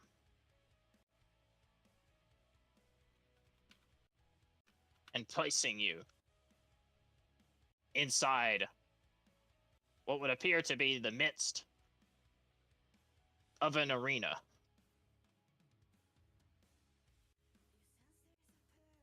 I'll place you right here where Soren was. As you are brought forth in a cloud of dust and time. Although, Let's talk about that. meanwhile, back from where you were, Amaryllis, you yourself don't feel any different after it. You look around amidst, as you're almost back at the estate. You're approaching it through the vineyard. Nothing weird seems to have happened. Some sand approached beneath your feet, kind of fettered around you, and then disappeared amidst the wind. But for everybody else, your visage appears in the opening that Soren left. All right, Amaryllis, you will be here for this combat, and then I will go back to you, where you were on the estate. You are not actually physically here. This is a manifestation of you in a point in time. Okay. At some So- point. At a point, this is a manifestation of you at a specific point in time. So you are not actually here, and you will not remember this in character. But you have been brought forth as a personification of time by the god of time. Just for this moment. So roll initiative. Nat 20. No, don't fucking jinx it, man. -3. Ha, you're going next. This is the 7. next 3 rounds. All right, I will go ahead and add you. I cannot edit Soren's message. I forgot. All right, I will. Yo, copy paste. You still have Fathered Guard in the map. Help Oh yeah, do I still me! have Fathered Guard? Just one. Hey. Oh my god, had to fucking let- Fathered Guard. All right. Amaryllis. Well, it is not your turn because you rolled higher than Soren. So next round. Not the full weight. Hey, wait. You know what? You know what? I'll run it like this. I will let you go at the end of the round. In that case, can I spawn a Rose a bit closer to me? Sure, bro. It's about like 10 feet close. It's like 5 feet. Yeah. Amaryllis, I have to ask: Are you a melee paladin or are you a funky ass thing? Melee. Thank God. Alrighty. So, Marok, it is your turn. I'm not playing payphone D&D right now. Let's see here. I guess, assuming we're going to be single targeting champing, I'm going to go ahead and activate Rage the Wilds. Rage's bonus action. Activating. That's cool, bro. I'm glad you're doing all that. Make me a con save, please. Unless you wish to close your eyes. Oh, but he's not facing him. So, Gimku's doesn't matter. Gimku's turned. So I rage and now I have to close my eyes. Like, fucking. All right, sure. I'll make Not he wanted to turn before. No, you can't do that now. No. No. Okay. All right. Cool, 10. All right, cool. He's chilling. That's No, I don't. God damn. Wait. 10. I don't have advantage. Yeah, that was a nat. That was Unless a. Oh, I was like the fucking nat 20. No. I'm taking left or right because it's just I have All right. permanent. I don't know why. I'll dig into your token and try to turn that off right quick. Say it. Look, it just looks at him, just not phased. All right, Marok. Yeah. So, you take the saving throw. As he turns his eyes to stare at you, you see them very briefly before you avert your gaze. It's like it's almost like in a horror movie, the slow turn before as the Bodak attempts to steal your gaze, and you feel yourself You feel your heart stop very briefly before the blood resumes flowing through your body. You take 22 psychic damage. Oh, What? oh shit. Okay. Yeah, this is corny. Okay, I'm at 32. I Oh. just did it for you. Oh. Fucking 30-10. All right, it's just casual. Not even his turn, but yeah. Continue your turn. I'll try. No, do I have to make With your another eye. No, Oh. you don't. Oh. Yeah, I'm about to get fucked. Anyway, I guess so is this guard next to me one of the spotlight people? Yes, he is. He does have the glowing aura that Kaizoru saw. Cool. I mean, I got like 2 options here. Well, actually, I have 0 options. I'm going to swing twice and try to kill this guy. Because like, I guess I could technically get closer, but then I take 5 true damage, and it's just I'm fucked anyway. So, I may as well just attack the guy next to me and not bother with opportunity attack, even though I would get. But I'm going to reckless attack. By the way, are you immune to frightened? No. Okay. I know there's a. I'm pretty sure there's a barbarian that is, isn't there? That's a berserker. Yeah. Am I frightened? Yeah, that's berserker. No, you're not frightened.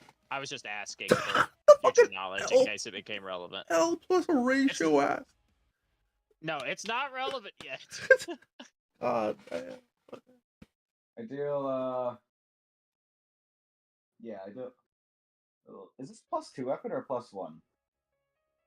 The throw. Thought it was +2. I can't remember. Fuck. Oh, it is. It's correct. Oh, actually, I did not add my. Okay, I did not add rage damage. I was like, I'm not. I should be doing a little bit more than this. Yeah, But I did it's forget to factor your rage damage in. So they actually take 11 damage. All right. You smash your heavy axe against the feathered guard, planting a nice firm chunk out of his armor as your axe blows him backwards from the force of its strike. He leans on his polearm to keep himself upright as you deal a nasty blow.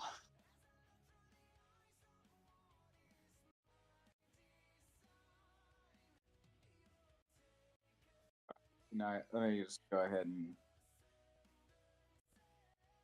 I wish there was an easy click to just swing again, but all right, here we go.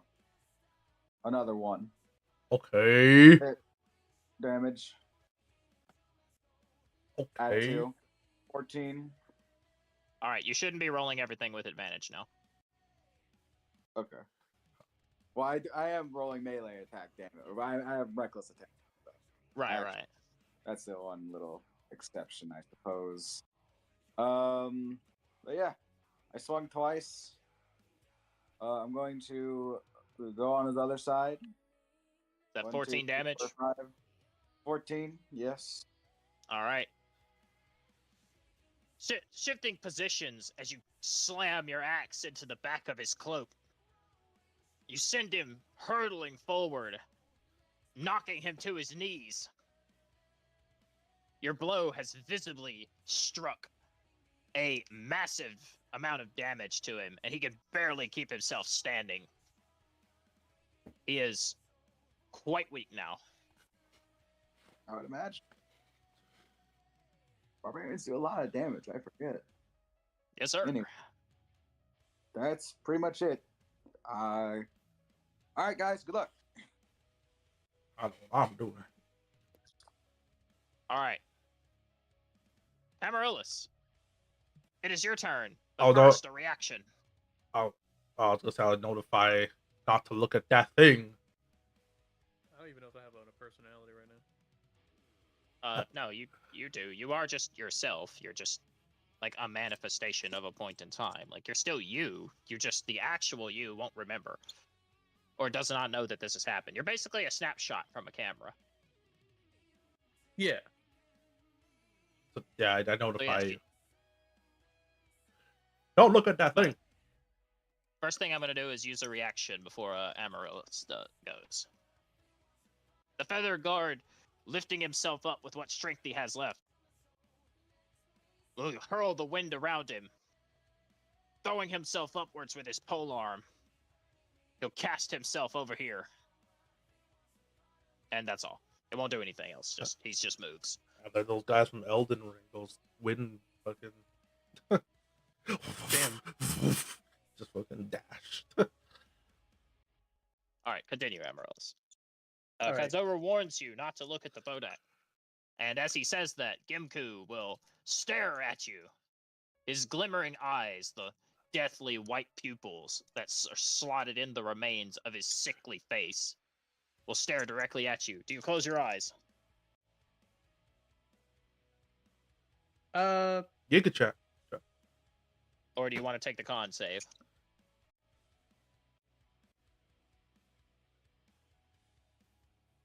I'll take. I mean, damn, he does it on every every single person's turn. As long as you have the ability to see him. As long Alright. as you are in a position that lets you see him. All right. Well, if I can't look away from him, then I'll just take the roll. I mean, you can look away. You just avert your eyes, which I mean, means you said that... you said Moreau couldn't look away from him, and he was facing away from him. No, like, you are using an interaction to avert your eyes, which means that any following attack until it returns to your turn will have advantage on you, and you'll have disadvantage to attack. Yeah, well, relying Yeah, on that's spot. you're basically saying closing eyes. Yeah, you're closing your eyes. Yeah, that's why I'm Yeah, asking so you. Do you want to close I'm your saying, eyes? like, I can't just look away from him. Yeah, but it's the same thing functionally. Like, mechanically closing your eyes and averting your gaze, just looking somewhere else, are the same thing for this. Honestly, I'm just Okay. turning around. Yeah, like I don't know. Like, I just need to know what you want to do. Do you want to avert your I gaze? told you I was taking the roll. Okay, you're taking the con save. Roll me a con save. All right. And add an aura of protection. Yep. True! That's actually... Also, what is aura of protection? Is it 15 feet? 10. 10. 10. Like later. be- So add a 3 onto my roll. All right. Amaryllis, you save. Yeah. Amaryllis, you make the save. Nothing happens to you.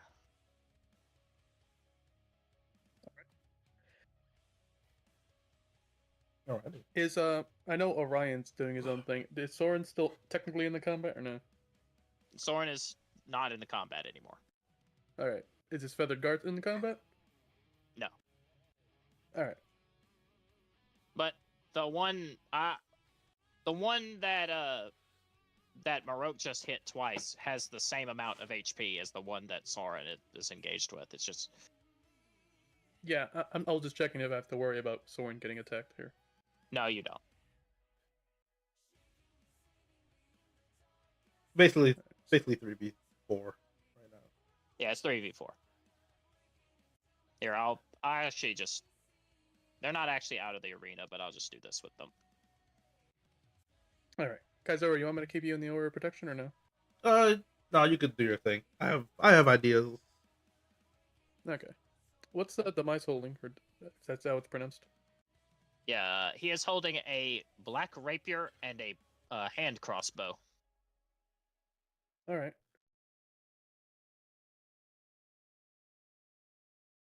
I'll move here. Movers.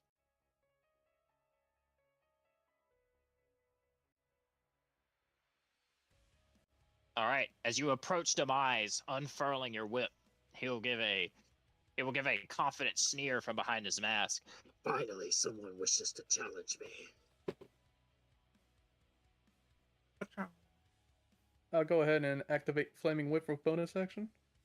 All right, flaming whip. And then on attack roll, on the attack roll, I will activate Sacred Weapon. All right, sacred weapon as well. Damage stacking.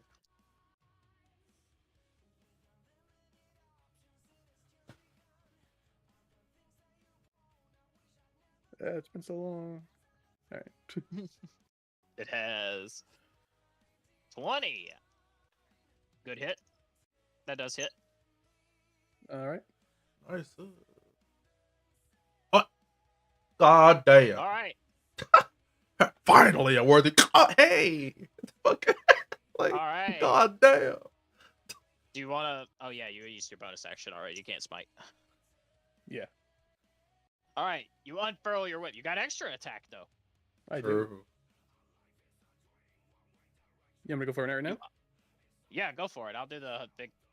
I'll flash you description after. See how much pain you put on him.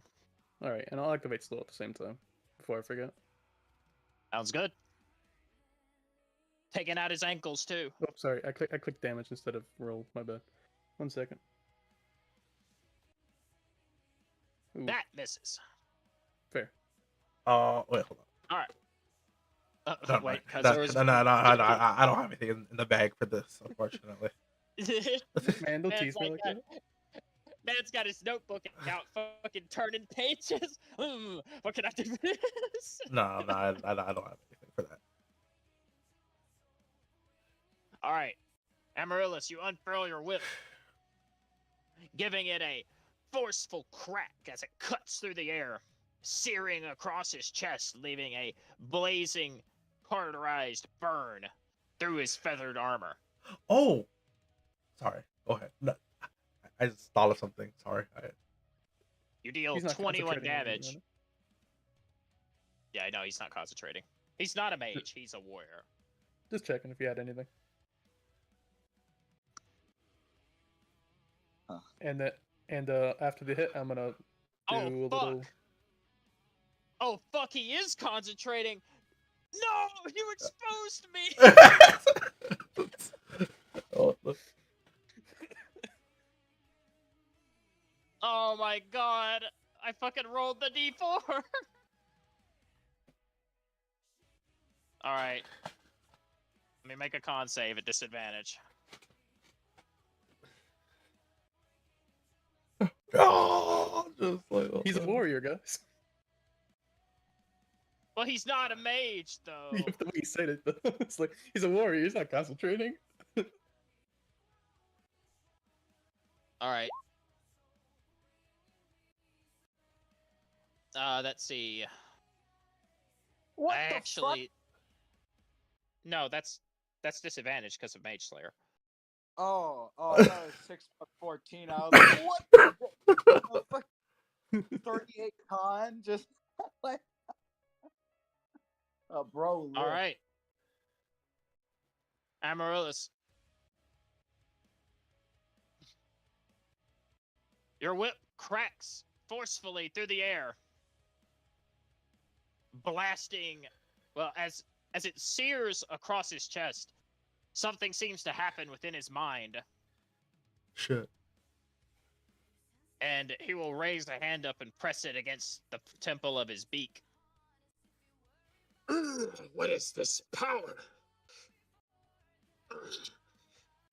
And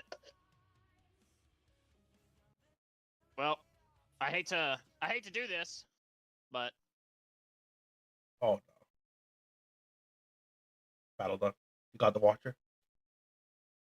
yeah, he was the Watcher. Oh, well. The one on the D4 was Demise. Oh, damn, I was about to. Damn, I wanted to try on. Okay, well. No, well, the thing is like the specifics of this spell would not work. Like normally, he does not have to make a con save. At least the way I designed it, he does not have to make a con save unless he is hit with something that disarms magic, like Mage Slayer. Like you can, if you cast Dispel Magic on the Watcher, or you have Mage Slayer or something like that that is anti-magic, it can actually turn off the effect of the Watcher on hit without downing them. So Amarella's just swooping in, the visage of fucking Zedon and Bravik made of sand, just dispelling the fucking arena.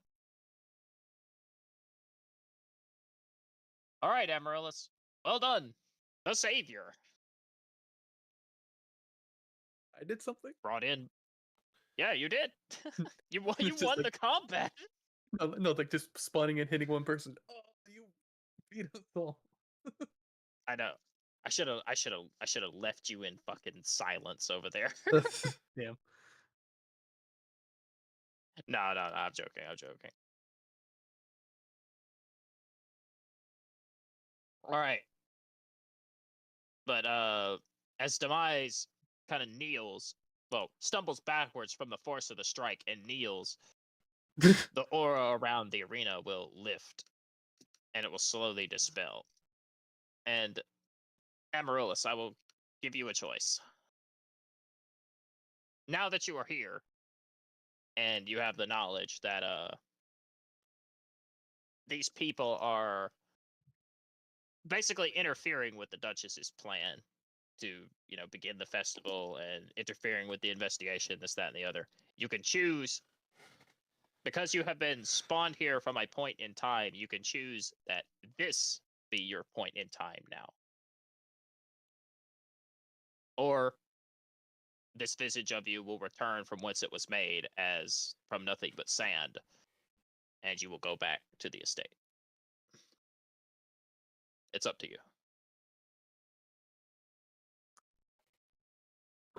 I'll stay for the thing. Okay. Like I said, you don't have to, and I was going to go back to the estate with you if you don't want to stay. Oh. I Damn. was brought forth here by other forces, not necessarily shadow stuff. Yeah. All right. Like a point in time, the original version of you merges with the image of sand, and you become fully realized in this space as your conscious body or your conscious form takes over your presence here, and they essentially switch places. And the clone of sand's memories merge with yours, giving you full clarity of the events that have transpired thus far.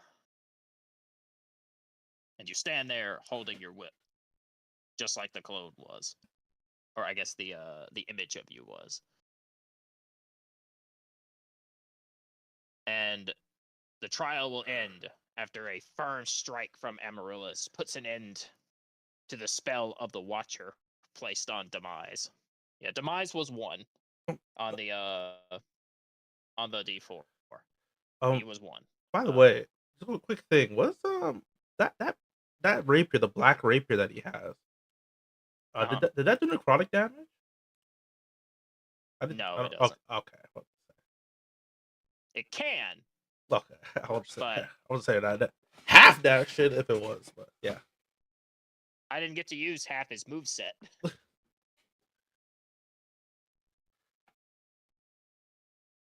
Because Amaryllis comes in fucking like a fucking streak of fucking divine energy, and it's just like, all right, this shit's done. But You see, I'm getting paid for this. I got a job. Demise will brush his cloak a little bit and step out of your aura as it kind of bothers him.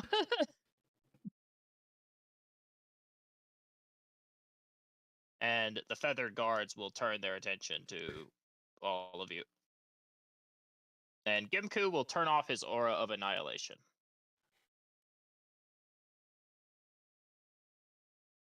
And Demise will be the first to speak. Well, this is unforeseen. But I suppose that marks the end of the trial after this unexpected interference. I'm just we'll see that he's I'll just look at the judges at the right side and at Calixto I'll be like, and that's the power of my god. With a little grin.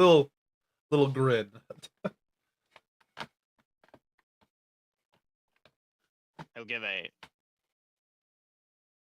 Calixto will sneer and just step inside. Walk off screen. All right, any loot? Joke. Nah, no looters. Not for this. Any loot boxers? Orion, Oh my god, just drops in the middle.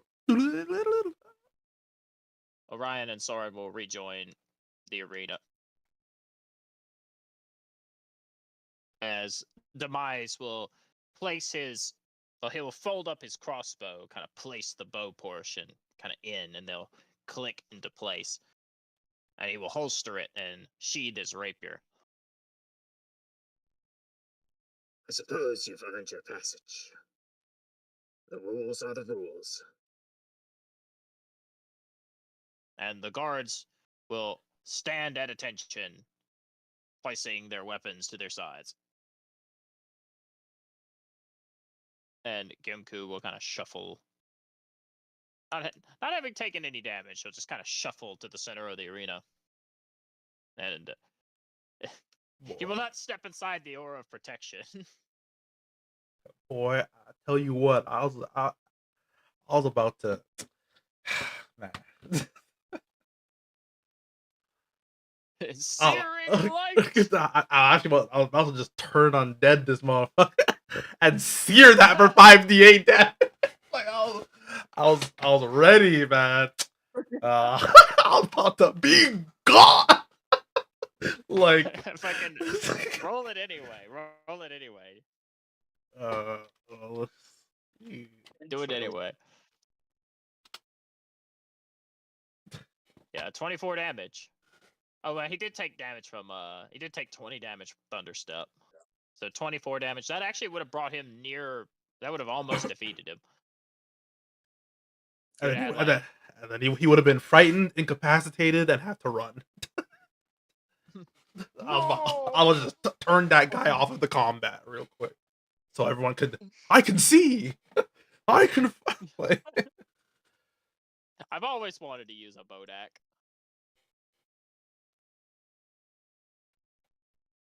But yeah, Gemku will shuffle to the center of the arena and just say, Oh, lost child, how strong you've become. What powerful warriors you have assembled. well, that's my travels has brought me far and wide. So this is the result. and he'll kind of look at Amaryllis and just like kind of step a little this way.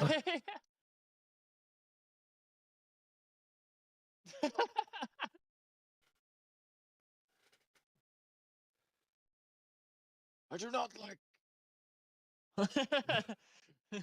I do not appreciate the radiance that one possesses. Right.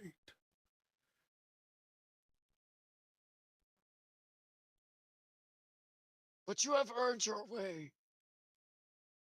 Come, it is time. We enter the lady's chamber.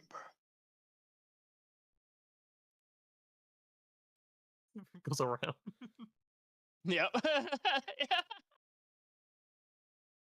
It's because he's an undead, so he doesn't want to be anywhere near you. Like, even though you're like not a holy paladin, you're a devotion paladin. You still have radiant abilities. So he's just like you give off an aura that's based off defense, and he's made of anti-life.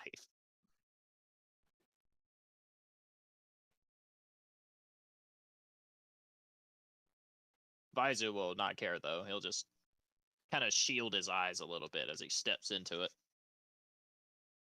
Well done, little brother. Not bad. Not bad. Although I'm a bit more impressed with your lady friend here. Allies and such. He'll kind of give a smarmy little smirk. So what god do you fight for?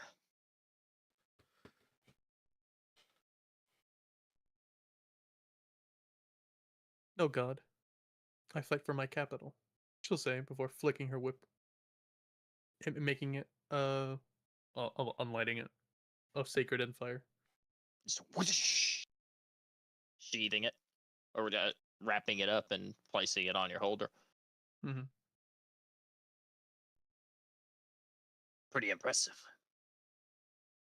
Not many can just pop into the trial of the Watchers and immediately dispel it. So, even if you're not backed by a god, your resolve is strong. I like that. I have a feeling I had some help. I said before glancing towards Kaizuru. He'll hold out his hand. Baizu. I was here too. Huh? Oh, oh, huh? Huh? Oh, all right. He said he's extending a hand. Yeah, he extends his hand to you. She'll shake it. You can, considering you fight for your capital, you could say I fight for my home. But they call me a lost seeker. Basically a fugitive hunter. He'll look at Kaizuru with a little knowing glance. They call me Shadowheart. Oh God. Oh boy. The fucking Baldur's. That fucking Joe and the fucking Shadow Slayer dagger.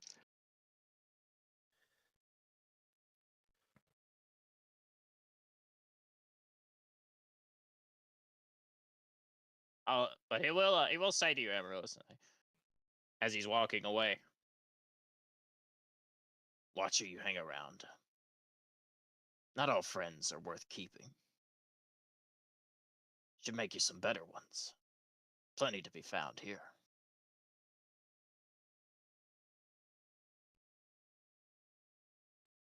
Disgusting.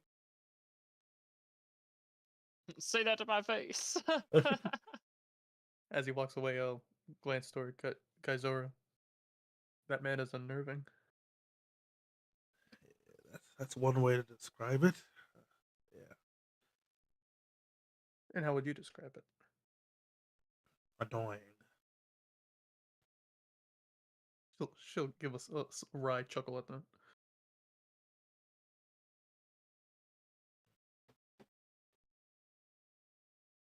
Demise, as he's leaving, will look towards you and just keep on walking. Rather Annoying salty. that his fun has. Yeah, salty. Opportunity attack. Salty that his fun got ended so soon. Man doesn't get to fight very much. Finally, a worthy. Oh man. Man's got to get his concentration in order. True. Not cool, man. I mean, normally he wouldn't have to worry about it if I hadn't rolled a 1 and he was made Watcher. But the specifications of the D4 was like 1 was Demise, 2, 3, and 4 were just Feathered Guards. Gimku could not be Watcher. The clue was that See Invisibility showed you the aura of the Watcher, but 2 of them were an illusion created by the Raven Queen. And the hint that it was one with feathers was the Raven flying overhead and bestowing the magic onto one of them. Because Demise and the guards all wear feathered cloaks.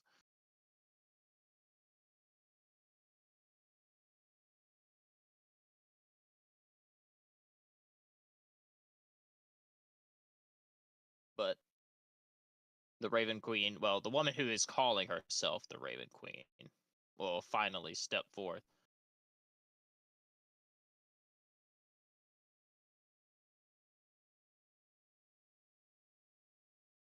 And she will not be bothered by the aura. Kind of bright. Congratulations. Truly, you have proved yourself worthy. Come. It is time to venture inside. We have been longing to finally meet you.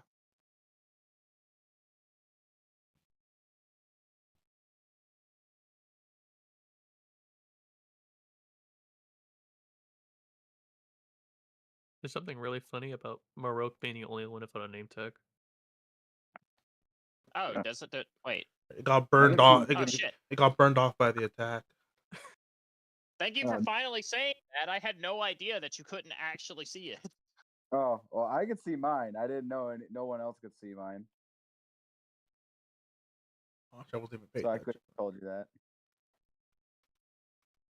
Okay. Oh man, dangerous God.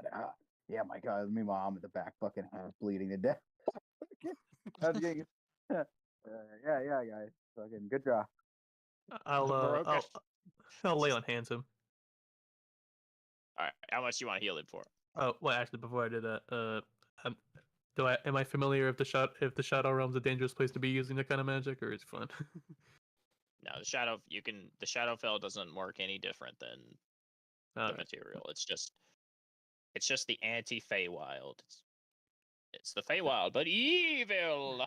Sure. Just making sure my healing doesn't become like just explode or Oh something. my god. No, Oh, your you hands won't explode. Your healing doesn't become necrotic damage. Said, oh my god. You said lay on hands? You have to punch him now. Like fucking. Like, I know there's some realm that works like that. Did the level up refresh my lay on hands? Yes, it did. Should All right, have. then Also, in that case I I'll may use have- the I may 20. have forgotten to update your token with more, because I think you also gain 5 more points to use. Yeah. How much health are you missing, bro? 32. All right, I'll heal him 30. Oh, Cool. God damn. Anybody want to take a short? Anybody want to take a short rest? what the hell? I mean, You could have said that before. I mean, yeah. Well, I mean, he hasn't used lay on hands yet. Alright. So Fucking what? instant. Anyway, short rest. Go ahead, roll with me. Wait. Are we? Sorry, I remember I missed what the Raven Queen said. Are we like going inside or what's? We're just Oh chilling yeah, out you're here going still. inside. But we could chill out. Oh, okay. Like we're taking a rest just- outside. Like, oh, let's put up a sad Yeah, just campfire bust out outside for. Bust out a lawn chair, get some drinks out. I gotta copy everybody's tokens over and then switch the music. But you'll be going to the transfer chamber. Oh no. Not the transfer chamber. I know, scary wordings. Oh No. Okay. no. How do I wait? Oh, The just- button doesn't work. You didn't give me any hit dice, so it doesn't. Oh. I think that's Oh a my max. god. They got a max roll there. Fog. Yeah, that's max roll. Fog. Let me give you some temp HP, Rogue.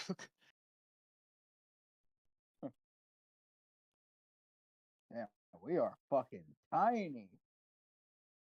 Hey, in the grand scheme of things, yes. Yeah. Let's see. Also, we'll go ahead and take a short little 10-minute break right here Actual short. because I gotta set up the tokens and all of that stuff on the map. Mostly, I just gotta unhide them. All right. And I do want to add Maroke some temp HP. Or not some temp HP, is add his hit dice. Since we're taking a short rest, you both get. Since you guys are the only fucking ones here, Oh my god, he gets to use it. I get to use both of my features that I took specifically for short rest.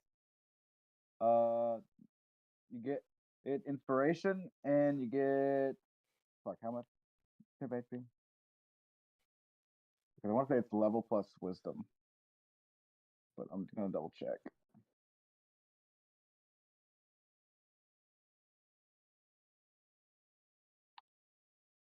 Let's see here. Inspiring leader.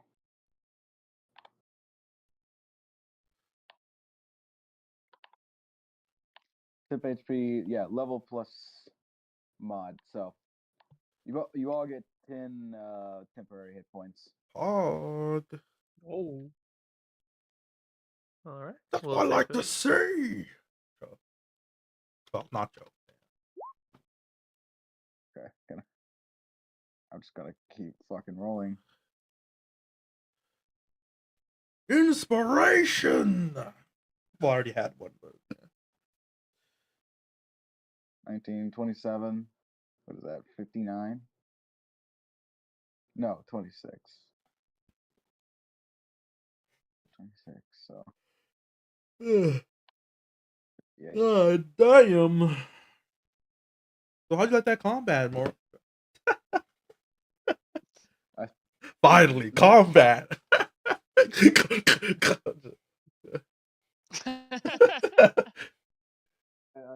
I'm sorry, bro. I hit a single time. Well, I hit twice actually. I hit both times. You hit And then I twice. got- You almost downed that guy. He had 3 Ooh. HP left. Yeah. See, Kai, this is why you always take Great Weapon Master plus Berserker plus fucking. Yeah, true. I mean, when that campaign comes, definitely. That prison All right, Maroka, campaign. you have hit dice now. Thanks, man. Appreciate it. Ugh. All right, I'll go ahead and give Let me see. Is there a way I can assign temp HP? I think so. It's in the box, like I next already to. added it Oh, to I my just did it in my sheet. character sheet. Yeah, I just put Yeah. 10. Okay. I think I can add it to a bar though. How much do you? I'm gonna test it with Soren. How much did you give Maroka? 10. 10. All right, let Pretty, me try this. pretty chunky. Oh, well, there it is. I just put it above you.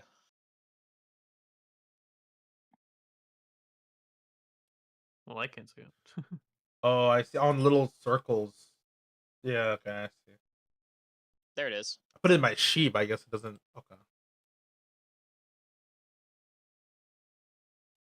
You should see it now, Kaiser. Yeah, There's a I blue see. bar above your health. I see it. All right, let me do. That's pretty good. That's maybe like a Fancy. swing of a weapon. You know? Pretty good. Pretty good. Pretty good. Pretty good. There you go, Amaryllis. Can you see it now? Yeah. All right, cool. I'm glad you all think the combat's over.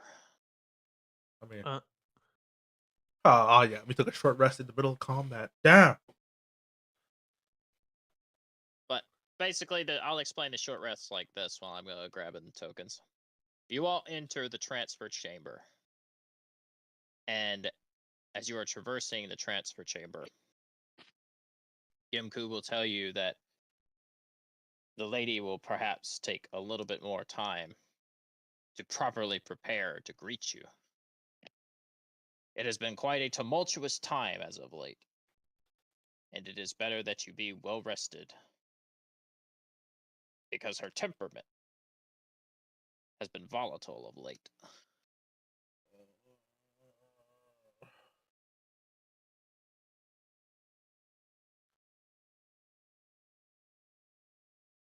How could this happen? All right.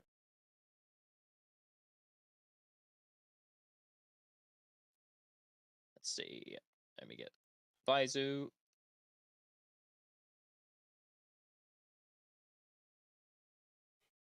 And let me grab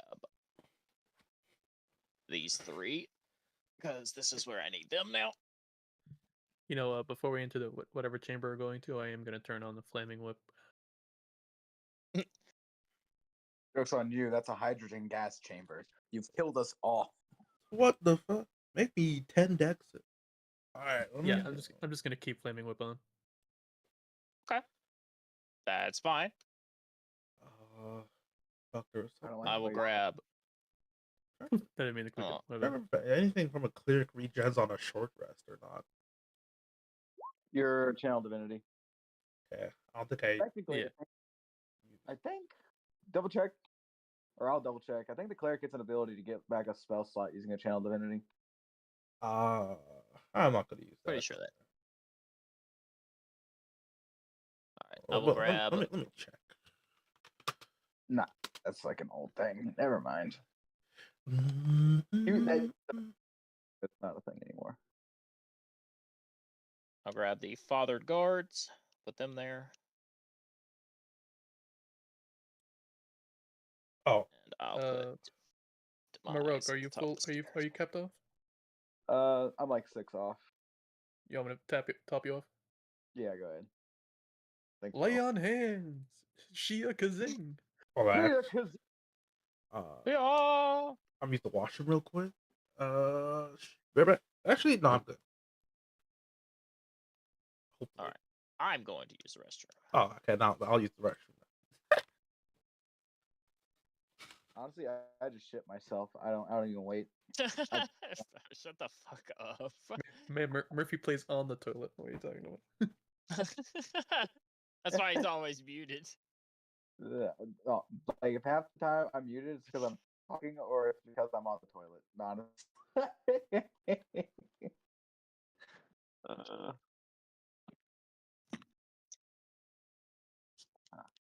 Speaking of which,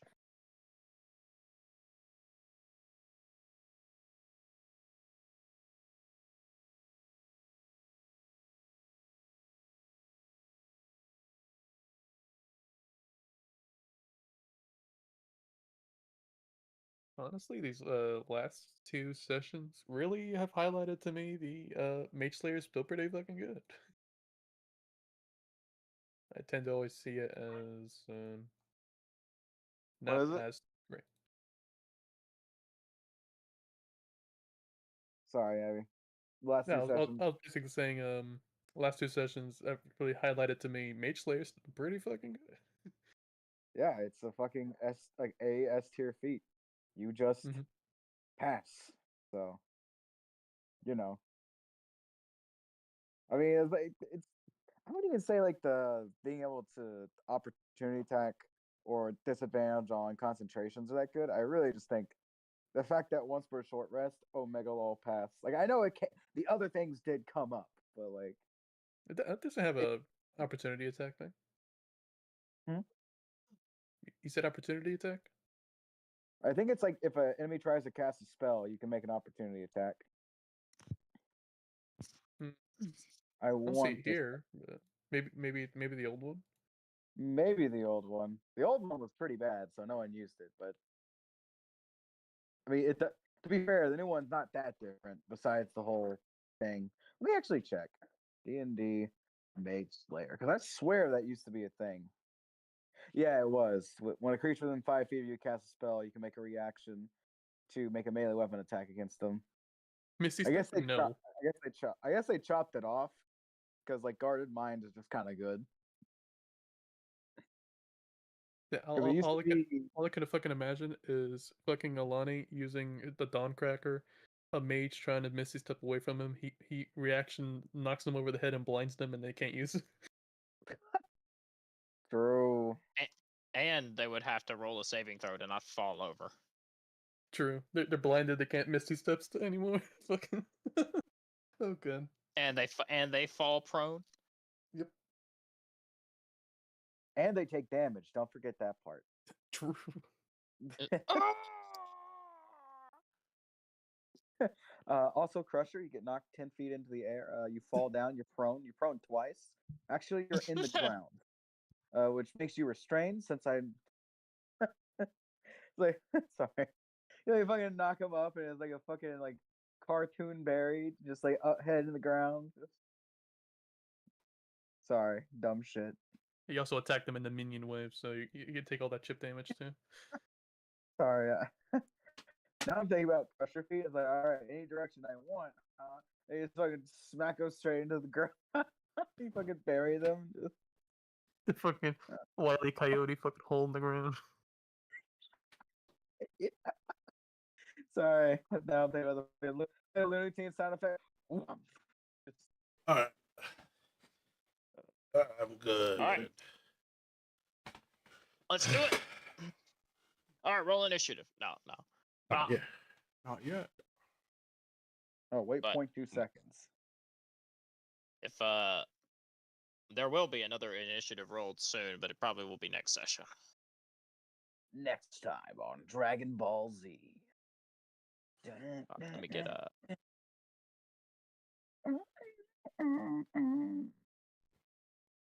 this.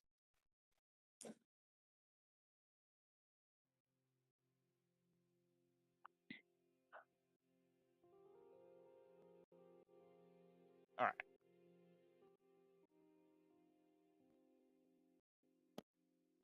Kinko, get yourself fucking together, man. I can hear it. Might just be me.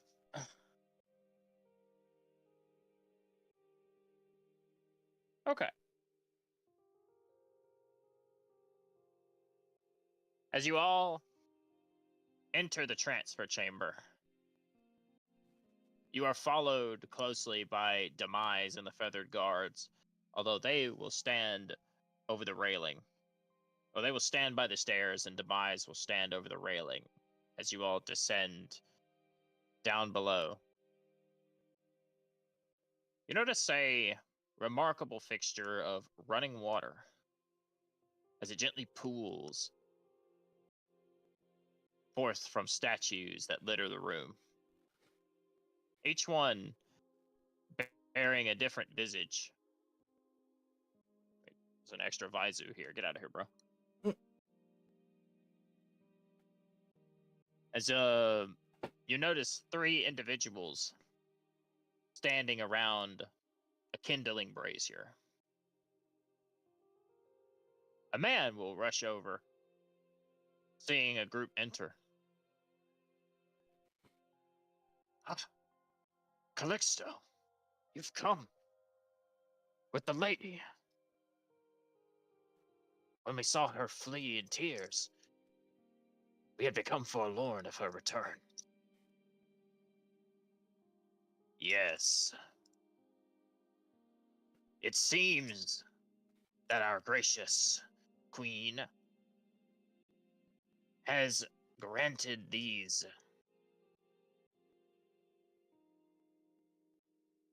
undesirables an audience.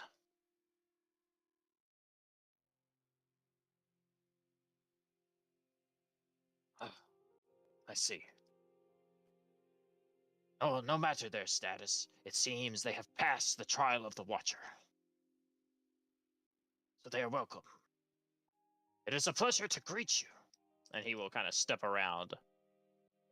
His face bears more of a friendly kinship than that of Calixto, who is always locked in a glower of sorts.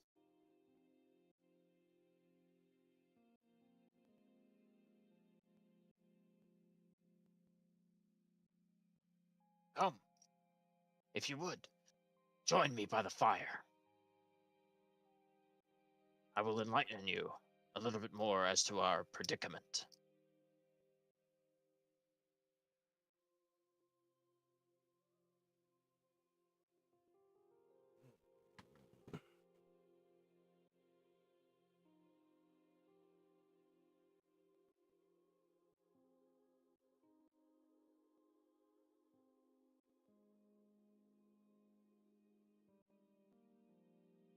Alright. Standers. I'm just going to move our 2 people who aren't here a little bit further in. Wave dashers. Sorry, it's hard to walk in here. The grids are so wide. Oh, is there a grid up? If you zoom out, it looks like the squares are massive. But if you zoom Oh, in, yeah. But if you zoom in, they're normal, kinda, sorta. Yeah, I can't get rid of that grid because it's imprinted on the map.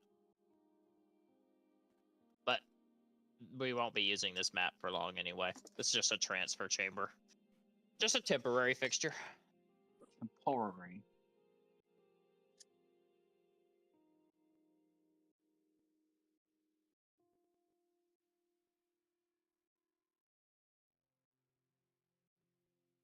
The man will greet you as you approach, with Kazoru kind of hanging back a little bit.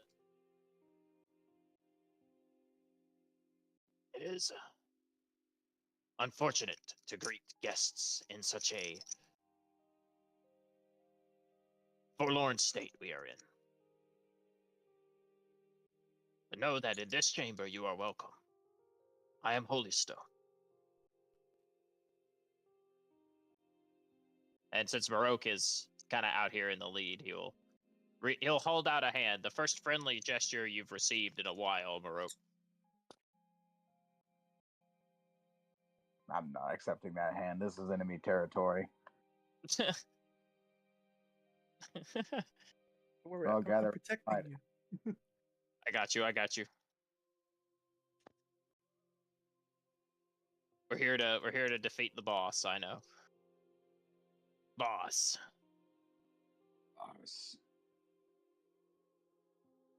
Who are the Patriots?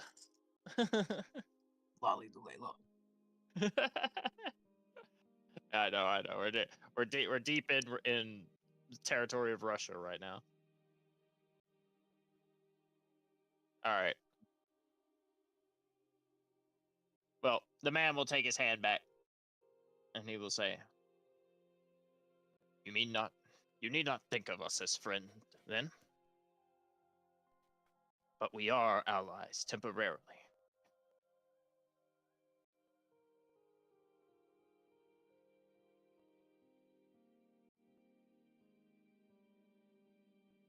So, I suppose I'll get right to business. I understand one of you has a foul history here, so... And he'll look over Amaryllis' shoulder. It is best for me not to mince words.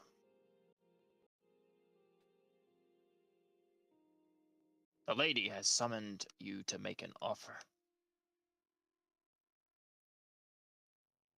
It is purely on your word as to whether or not you wish to accept such an offer. But we, four, myself, Noctif, Jezebel, and of course Calixto, were once a part of the ladies' advisories. Well, that was long ago.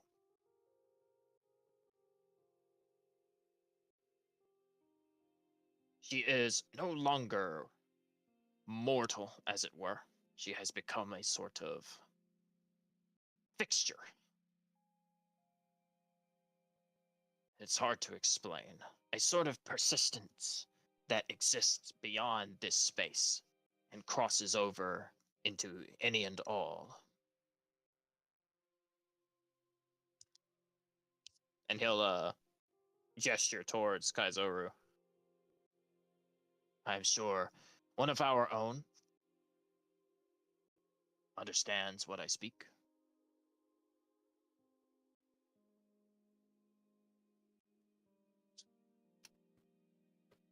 Aye.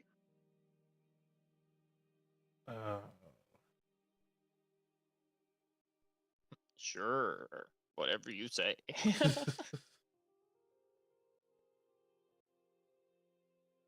I don't want to continue speaking to these people.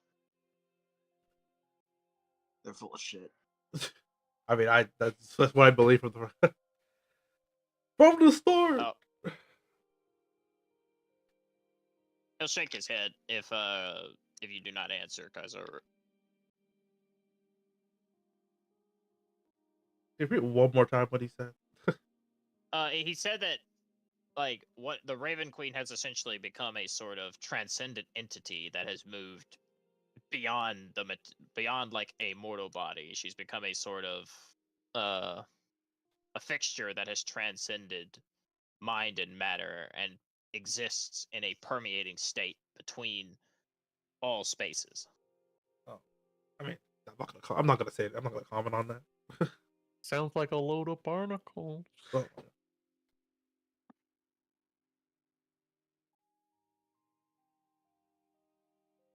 Her hunger for power has transcended to the point that she is directly in odds with the Lady of Pain.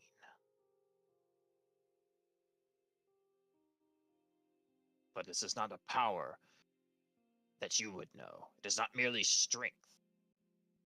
It is knowledge. To know all, find all, see all, beholden of all. A supreme being that is aware and omnipotent of every space, from mind and matter.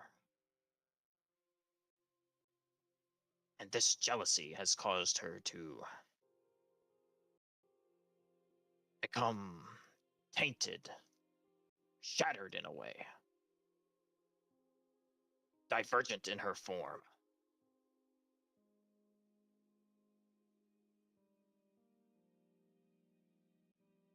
And it has splintered the Shadarkai.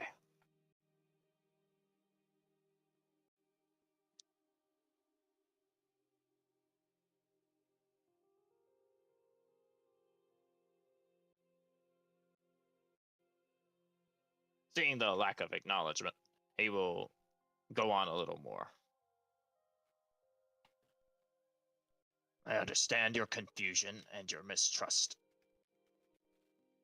But right now, the Shadarkai belong to a multitude of, suppose you say, small splinter organizations that each follow some sort of edict from the lady's whole, an ideology created all from her core, but no single part of it.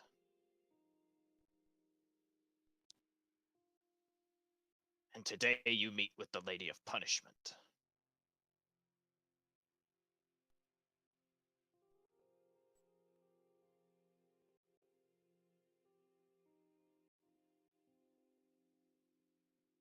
Is it punishment? Yep, punishment. Points finger.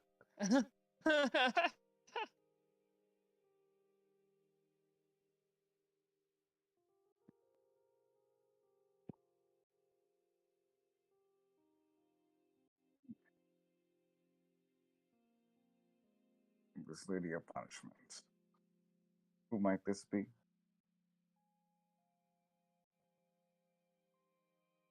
The woman who claims to be the Raven Queen will actually speak up to answer that question, Marok. You could say it is a memory of myself.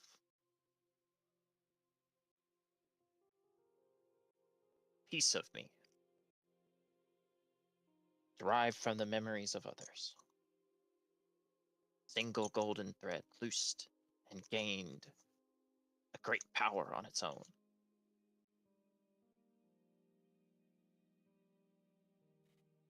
Is this And, metaphorical?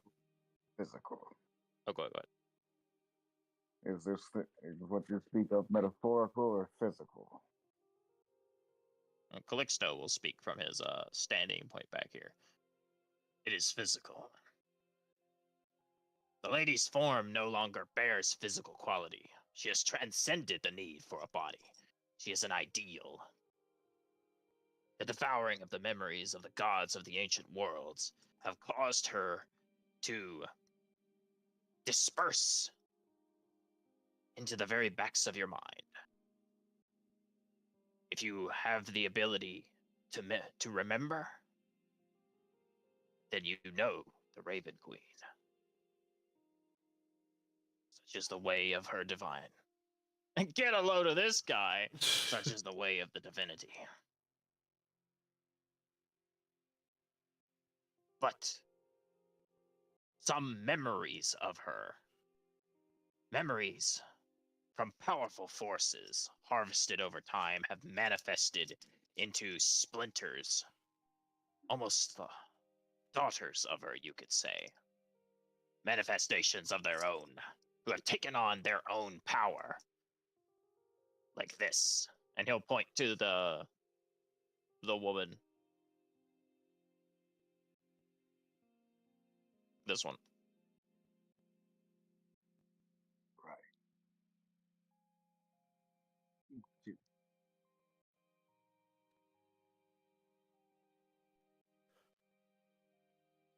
So we all to fight this. Not by her standards. She has brought you here because she wishes to make you an offer. But if you would defeat her, shatter this corrupted memory of the Raven Queen,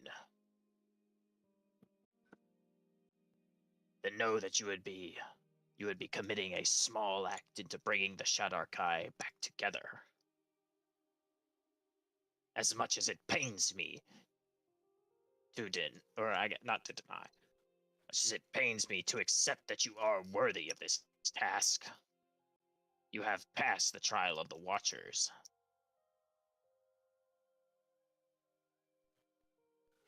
And he'll look at you, he'll turn to you guys, or cross his arms. And Vaizu will actually step in here.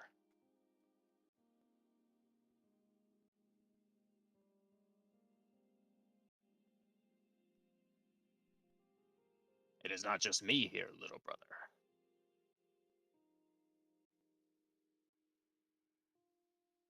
And I know you have no affiliation with these grounds anymore. And I'm going to bring out a couple of people for you.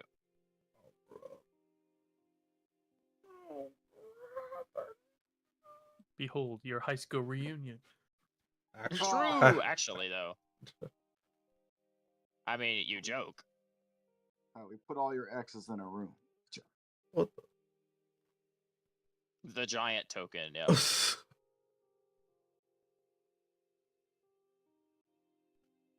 the? Got them old borders. Yes, sir.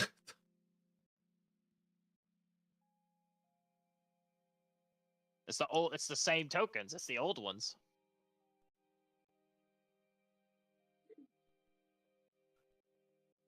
Yeah, I don't really throw away my tokens until I absolutely have to. I usually keep most of them.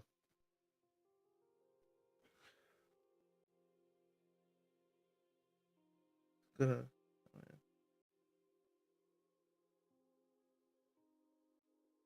His expression will lighten only a little bit, but he'll keep his arms crossed.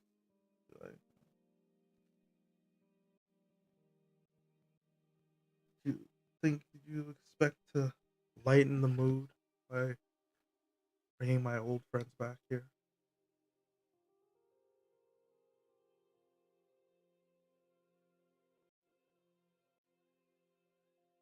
Torso will give a small hop over the water, landing on the other side.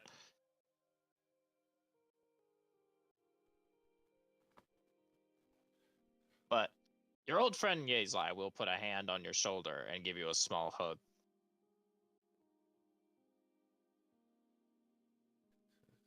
Good to see you safe. You too? I was worried when you disappeared.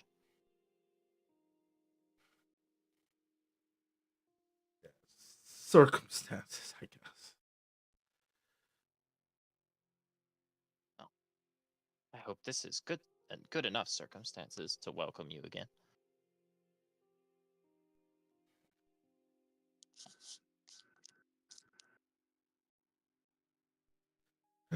But Torso will say, it's weird to be on the receiving end of having to ask you for help.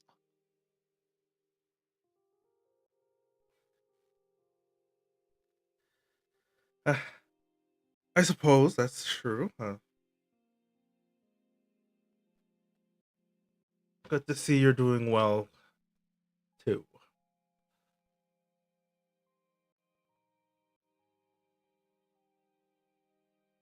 We'll be doing even better if this whole feud gets put to rest.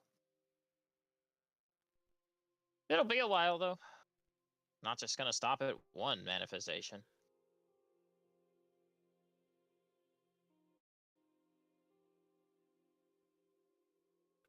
But Vaizu will cross his arms and stay stern in his demeanor. This is not here to we are not here to lighten the mood. This is a serious issue.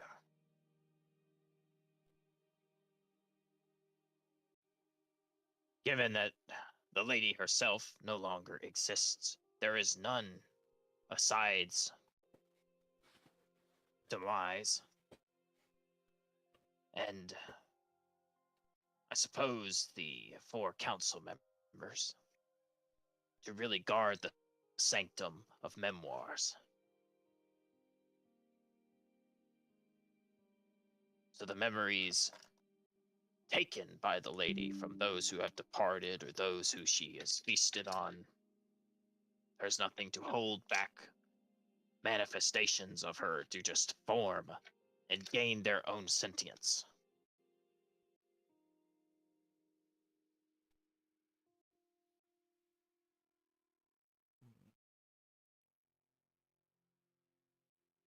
And he'll extend a hand, not to shake it, but as a gesture towards you, Kaiser, which is why I have come, we have come, to bite our pride and ask you, each of you who have been worthy, proven by the trial of the Watchers, to help us banish this memory of the Raven Queen.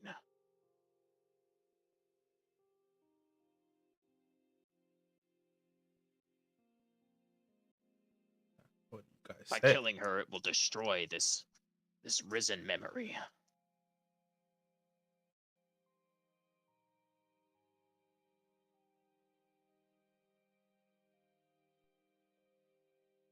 Go ahead, guys. I didn't know I didn't. No, I was didn't asking mean about to- what you guys what do you guys say or think?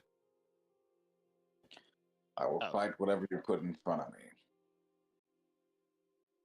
Bro's like, I just want to roll initiative. Get my get back? Just Eddie, True.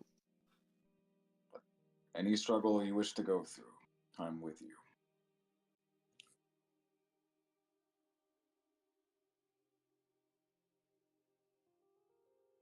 But ultimately, I feel this is your decision.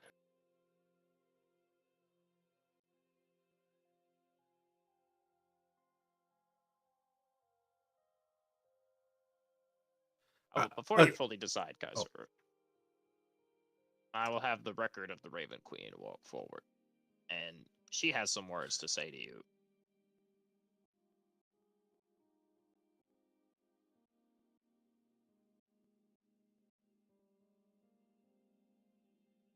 Know that I that because hang on, where's my brain?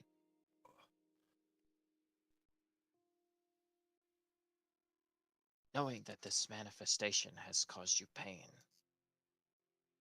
does my will ill. Never was it intended to go this far.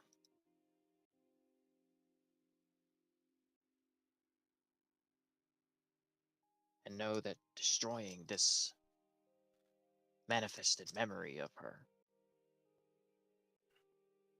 even though it may not be yours, it will not put an end to all of this. There is many, many more. And much like them, to be made whole again, I also will need to be destroyed. But as record keeper, and the only one remaining to guard the memories that were feasted on, I must be the last.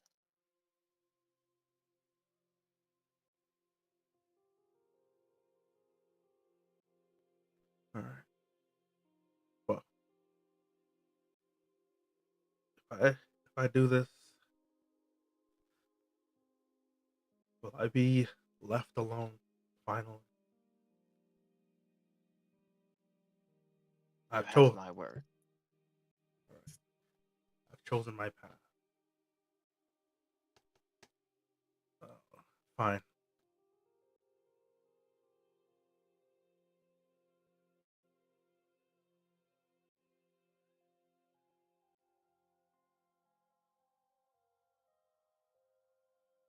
All right.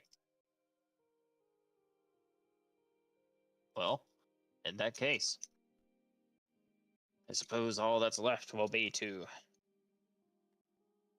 face the Lady of Punishment. But Let you pay. True, Lady of Pain referenced.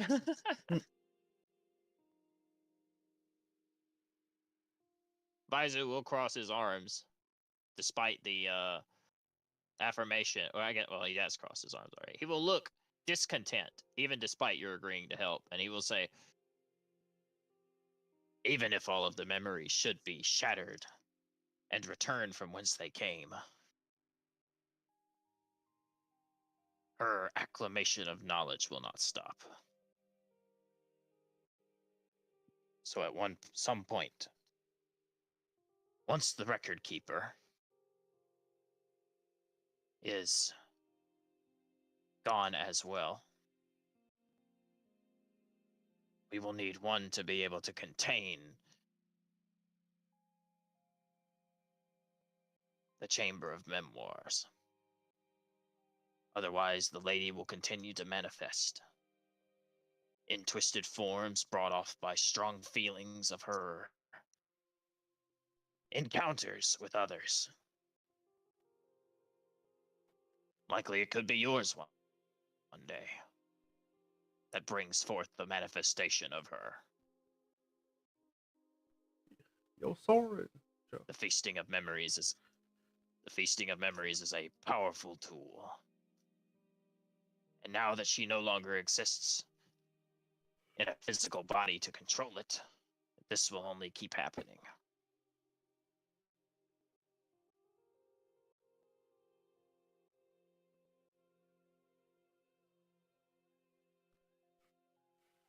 And Calixto will add on to that by saying, "Yes, but you will be left alone. As frustrating as it may be for me to see a Shadarkai turn upon his brethren and his sisters, yes, you will be left alone. But the torment here will not end, and there will be many more to face the same fate until we are able to find a new record keeper."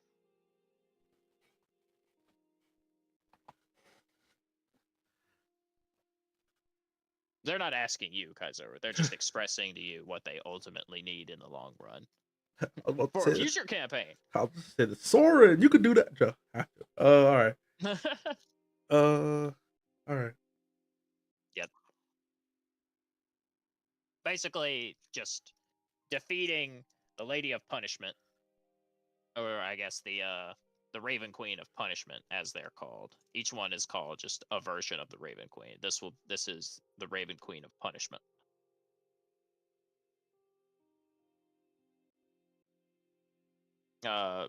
Is essentially the only thing that will defeating all of them, and then having someone who can contain the memories that the Raven Queen has collected in the Chamber of Memoirs is the only way to actually stop this from happening again. Which means that another Lady of Punishment or a Raven Queen of Punishment could come forth at some point in the future and do this all over again. We're not killing a god. Huh. We're destroying someone's manifested memory of one. Okay. Step very good. Mission 1, save cat. Mission 2, kill God. Yeah, no, we are not killing God. It's just this version of the Raven Queen was manifested by a strong memory, basically. A memory she consumed that saw her as an adjudicator, essentially. A being of punishment that does nothing but persecute and conquer and destroy. Okay. Kind of like how Kaizoru experienced her rule. But this is not his memory because he's still alive. Okay. Like, she can only claim your memories once you've passed on in some way. Your memories belong to her because she has become incorporeal. So if you have the ability to remember, unless she's blind to you, which she is. She's blind to you, Kaizoru. She cannot see you and actively follow you, which means your memories are protected. She cannot claim them once you pass. But for anybody else, you have the ability to remember or have the knowledge or the ability to perceive remembrance, then she will take them in one way or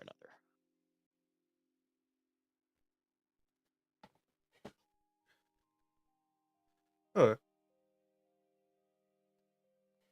But yeah, this is a manifested memory. This is basically showing you what could, what could have happened once you died, if she had not been blind to you. And they're essentially trying to express, or I suppose maybe change your outlook on the Shadar-kai somewhat before they deal with this problem gets dealt with. Okay. Gotcha. Anyway, Holy Stone will speak and smile.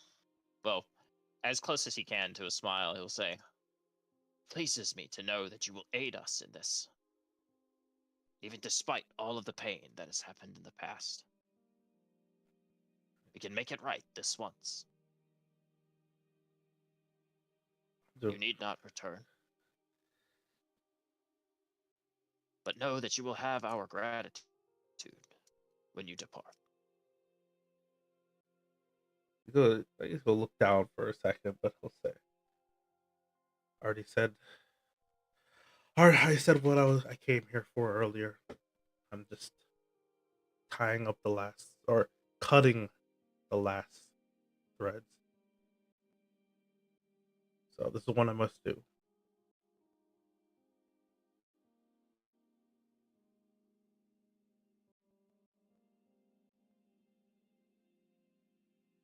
All right, Orion, Soren, what do you guys think? Sounds good to me. Damn. All right. Well, with that, with the course of action decided, is there anything else you wanted to leave off with before I close this out?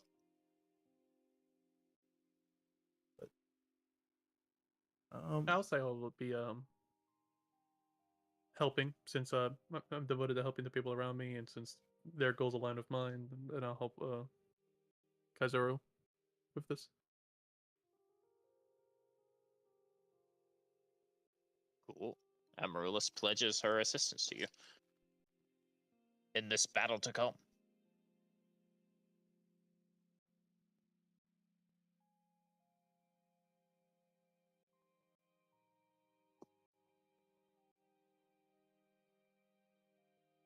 I will leave you off with this, Kaizuru. Yazai from the side will tell you, we will be helping you. But we will not be able to go into full effect until you weaken her enough. Once she's weakened, we'll take care of the rest. And we'll get to hunt one last time, just like the old days.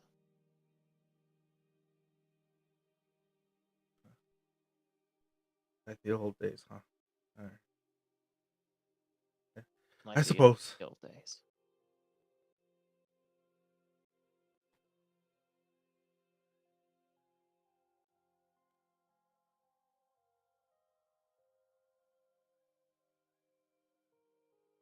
All right. And with our course of action decided and the plan to battle set in place, all that comes left is to face the Lady of Punishment and send her memory back from whence it came to the Chamber of Memoirs, casting it into a golden thread, shattering it, and ensuring that it can never manifest once more. And that is where we'll call the session.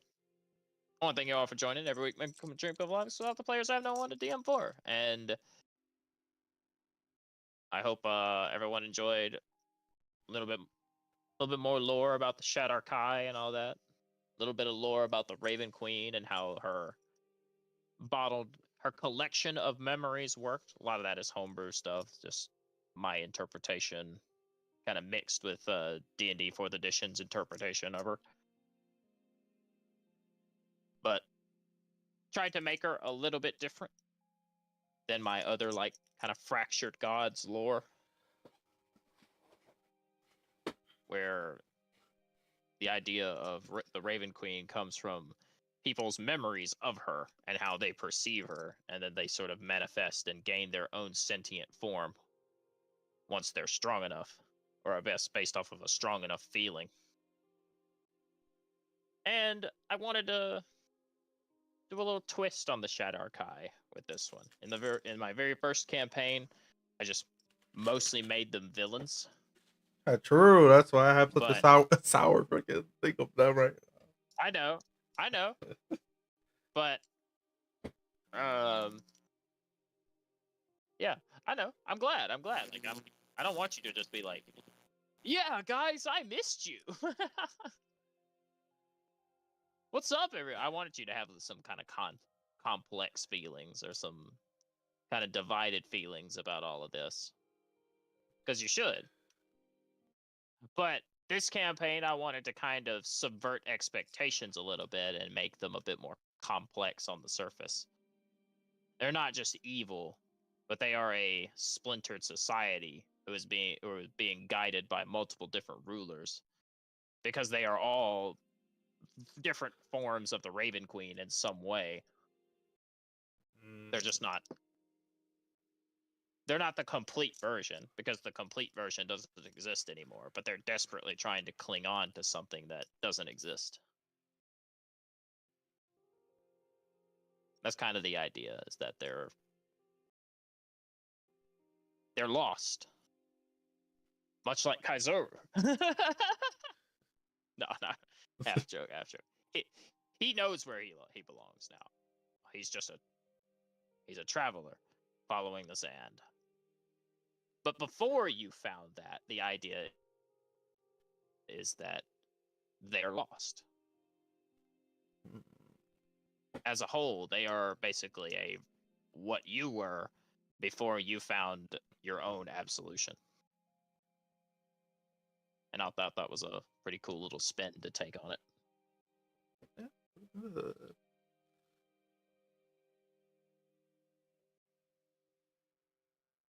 But we'll go ahead and do favorite, least favorite. Starting with Maroke.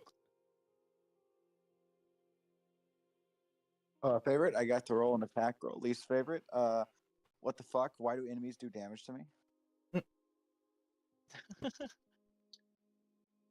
Least favorite, having to make 3 different saves. What the fuck, man? I don't know. Maybe this is the karma. I don't know about that one, Chief. I don't know about 3 fucking saves, 3d10s. Like, hey, you go fuck yourself, and go fuck yourself. All right. I guess I'll just go fuck myself then. Sorry. I mean, honestly, that was just a Bodak. I just used a Bodak. I just used them. Gave them like a fucking rocket launcher, laser eyes. We gave my own spin on it. No, I didn't. That was a fucking Volo's Guide to Monster Bodak. Oh, what the hell? Anyway, those fucking fathered guards weren't though. But True, those guys were homebrewed. Anyway. I'm looking forward to the combat. I feel just the hope. I've missed too many fucking sessions. I think I'm just forever lost. Sorry, just imagining for your Baroque character's icon smiling while I'm talking. He's just smiling. I don't know what's going on. Just smiling, happy to be here. Yep. It's like fucking, I'm just permanently lost. Thank you for the opportunity to be here. Yeah. I think it's just one of those things. It's not really your fault. But it's just, a lot of shit happens. And shit continues to happen. And it just is what it is. So, Bro, he's got hit with a lot of shit is happening in life. A lot of shit is happening with D&D. There's only enough mental concentration to focus on one. It's like, I don't fucking know. And it's like every time you explain the story, I'm like, I'm fucking lost. So it is what it is. It's not really your fault. But honestly, who are you people? Shit, true. Honestly, I think I'm just gonna stick with making some fucking combat focused ass characters and True. just be good at that. True. I kind of Man regret. already didn't have. Go ahead. Sorry. No, it's your turn. Well, I'm like, maybe I just focus on combat ass characters because it's getting harder and harder to fucking try to RP for a character that I haven't played in a minute or thought about much. So it's just difficult, but it's okay. I can't see into the future. Yeah. I was gonna say, man already had like barely enough concentration to hold on to the story as was in the previous seasons or the previous season. Now that he's like living a real life and has to work like 4 or 5 days a week, it's like just can't hang on anymore. It's just Dude, like all right, I'm here to play. when I'm like when I work, I'm only at work for 3 fucking days. And the days that I'm not there, it's like I gotta do everything else. And then we have D&D, and I've already missed 5 sessions, and it's like, fuck, dude. I'm cooked. So it is what it is. Barbarians do a lot of fucking damage, though. Holy, that was like 20, like Yeah. 30, almost 30 fucking damage in one thing. Not even a berserker. Oh my god. Not even like optimized. Not even like one of the barbarians that do extra damage or some shit like that. But I also kind of other least favorite. It's like, oh, the 2 guys that are.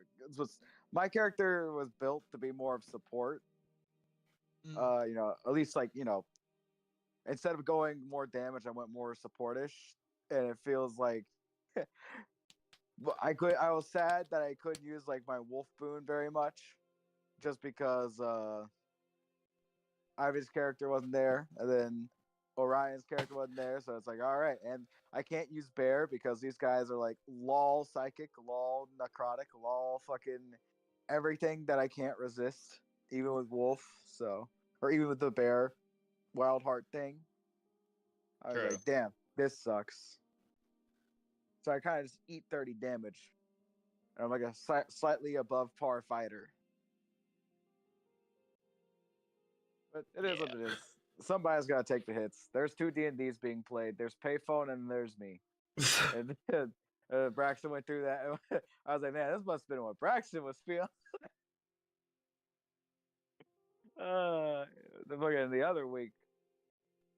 But anyway. True. That's it. I mean, next session you should be able to do a little bit more stuff because I'm not gonna do this boss. Like, this may not be a god, but it is like the representation of one. So I want to really try to get everybody here for it. Again, looking up in horror. It's not a godly ass whooping. It's a representation of a godly ass whooping. True.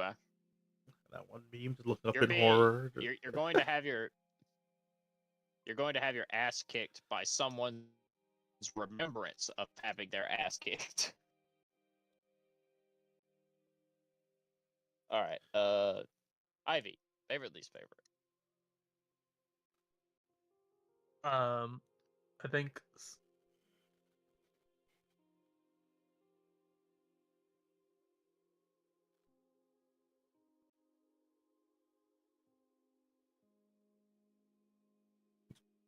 that cliffhanger. Yes. Oh, he's thinking. He thinks. I'm thinking. Okay. He's trying to find the nice way to tell me that he didn't feel like he had anything to do. I never said that. No, you said that. I didn't say that. Oh, I'm glad Don't we're lay it on agreeing. me. Be honest. No. It was a interesting. Again, it's always going to be with this campaign. You know, it is the second iteration of a group of people that already went through their stuff and still going through similar stuff. So, of course, it's going to be that Mhm. disconnect. And Yeah. I do sympathize with Maroc not gathering where we are where we are at any present moment. Who Which are is- you people? Who are you people? I think I am still under the impression that I first learned about the Shadow Queen in the cellar when we were in the brewery when we were talking about the guy. Because I, I'm pretty sure when Kai was talking about it after the boss, it was with like Orion and stuff there. But it might have been. I'm not 100%. because I'm pretty sure I was like in the office like with the chest and stuff at the time. Yeah, you might have been. So in But like, character, this is why I'm doing. it wouldn't really make any sense why I would be here, but then I am here, Mhm. and can't really afford to not have people here, frankly. Yeah, there is a little bit of that challenge here, like you're talking about. There's a bit of that disconnect with like trying to connect your character to this thematically, because like you were not a part of the original campaign, so you have no ties here, and some of it is more of I need you to just kind of buy in with me, because until I can move past the stuff that's relevant to the old campaign and move on fully to the new stuff and commit only to the new stuff, because there's going to be more of it, because I'm going to have to reference a little bit of the past for Orion as well, and for Maroc a little bit. Not much for Maroc, only a little bit. But that's why I'm trying to do Kai's first, is because he had the biggest. Like, I can tell you, this was in his era of writing a like short story backstory. Like, it was like a short novella. Yeah, because outside perspective, it looks like I'm coming into like a fan group of fucking Sweeney Todd at a Hot Topic. I don't know what the hell's happening. Nice goth group, bro. Nice goth band. Yo, you guys gonna go see Ghost?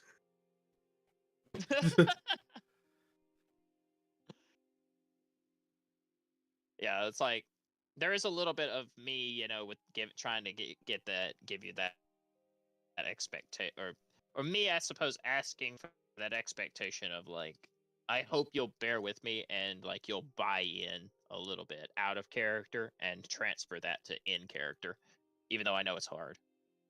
That's fair. And That's fair. it's also hard for me. It's also hard for me to connect you to this plot, because Amaryllis really has no connection to this plot, like at all. Yeah, and I'm on a time crunch. Yeah, but none of this will affect your time limit, because in different planes, time flows differently. Forehead, so. But yeah, I'm asking for kind of it's not really a big ask, but it's more of like a moderate ask. Is like, bear with me a little bit longer, because this is the biggest one. This is the one that takes all the work, and then everybody else's you won't have to buy in as hard.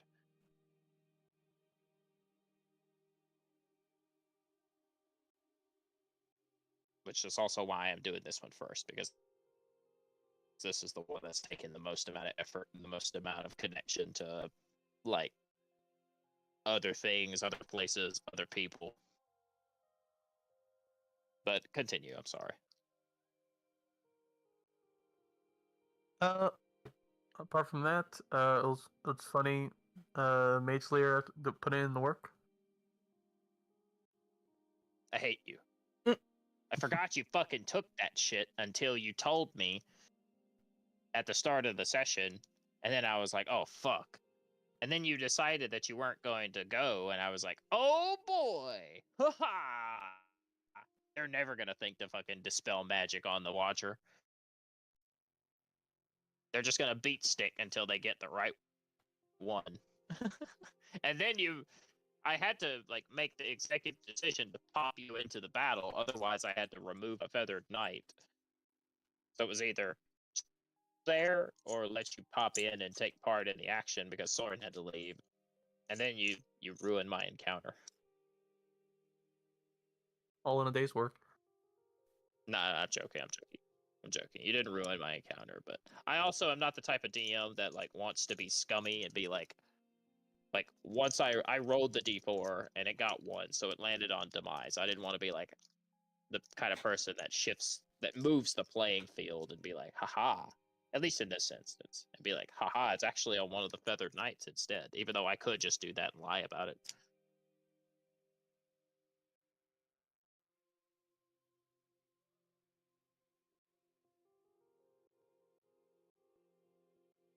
But that trial was supposed to be a drain of resources. But yeah, thanks for that one, Amaryllis. Everybody's going in like fucking rocking, so now I have to figure out another way to make the fight tougher. Don't worry, we'll still be missing people. Oh, true. The fucking self nerf. Or you could reward the fucking player for doing something, for picking a feat, and not change a thing. True. Don't punish for being resourceful. Imagine. True, you are going to be handicapped because there's going to be someone missing. Yeah, being rewarded for playing optimally. Who could have thought?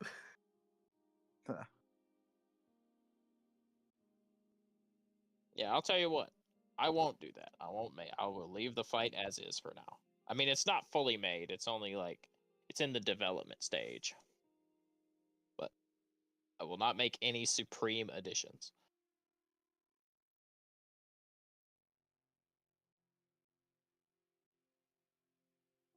But I gotta wait and see who all is going to play. I'm gonna have to message Toy and ask him if he can. Hey Kai, will Toy be here?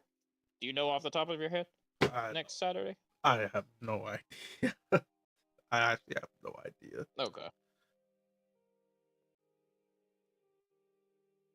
All right. If I had a least favorite, it would be whatever the fuck Bodog was doing. Oh, the Bodak, yeah. Existing. Just to clarify, if you look away from him, is it disadvantage on everything or just him? On everything, because you're averting your gaze, so you're technically not looking at whatever's coming. Yeah, I'm just asking, like, it's like not just him. No, it's not just him. Yeah, it's like if you take that. So I used the Bodak from Volo's Guide to Monsters. That's what it was. That's just how they work. Like I used a stat block. I don't normally do that, but I just like Bodak, so I didn't change anything. So they have the thing called death gaze. That's their whole gimmick, is they can kill you by looking at them. Okay. But it gives you the option at the start of your turn, and it's at the start of your turn, the player.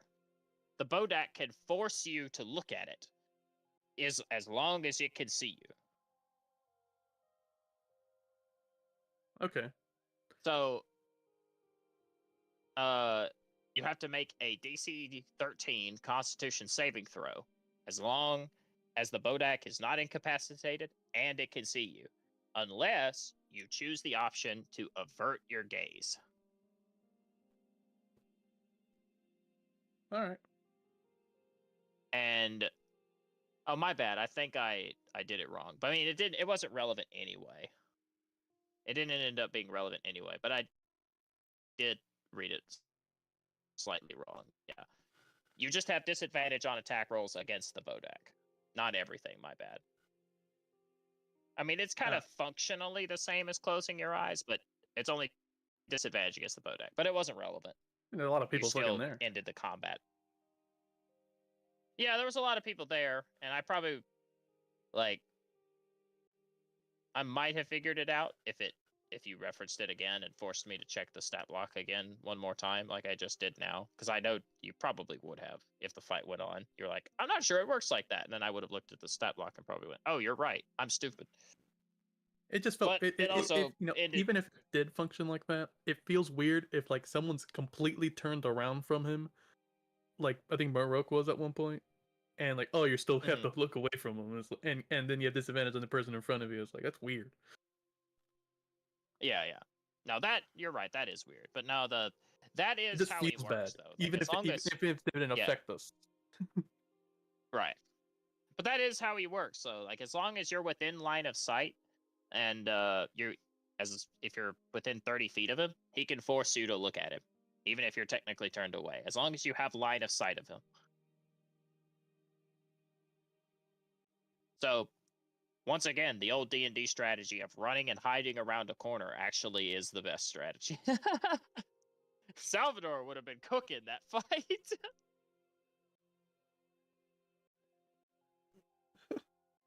but no, that is how they work. Is yeah, they force you to look at them. It's not like, oh, I turn away. It's like, look at me, and then you have to, unless you choose to avert your gaze.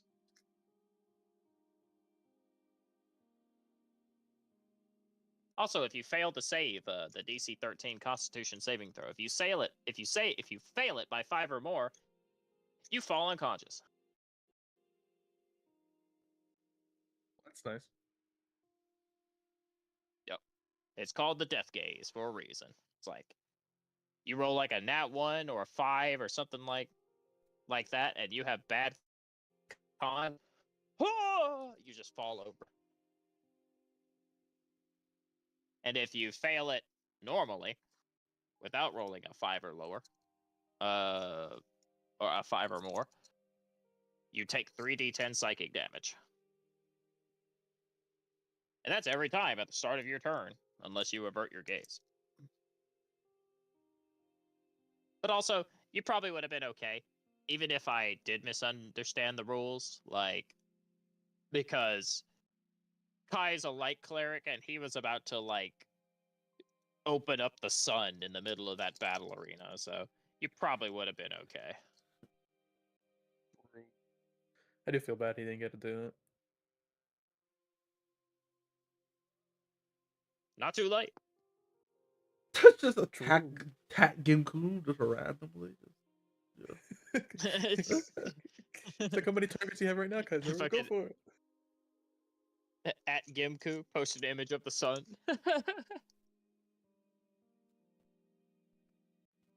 Oh. Bye, Murphy. Damn, Murphy died.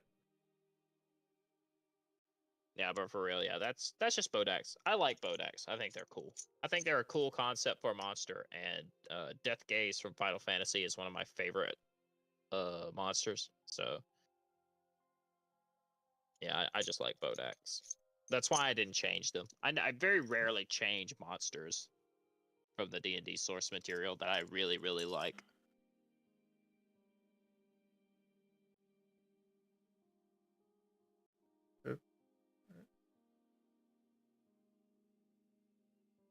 Also, they used to worship an old god, which is why Gimku is in servitude of the Raven Queen, is because she consumed the memories of all the old gods of Faerun.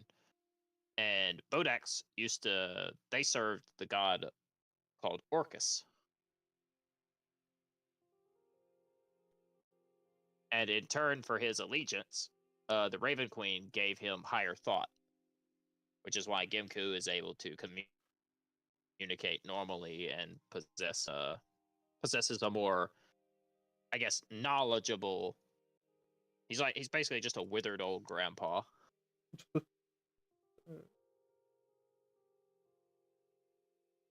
Yeah, she gave him sentience and higher thought. Normally, a Bodak, they are just mindless. They just exist to kill things. Like you fall into a room, you see a Bodak, they're just like, yeah, die! But not Gimku, because he was rewarded for his allegiance. But that was when she was still, like, an entity when she still like had physical form.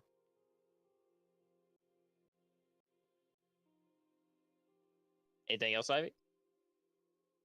I do not think I have anything else off top. All right. Thank you very much.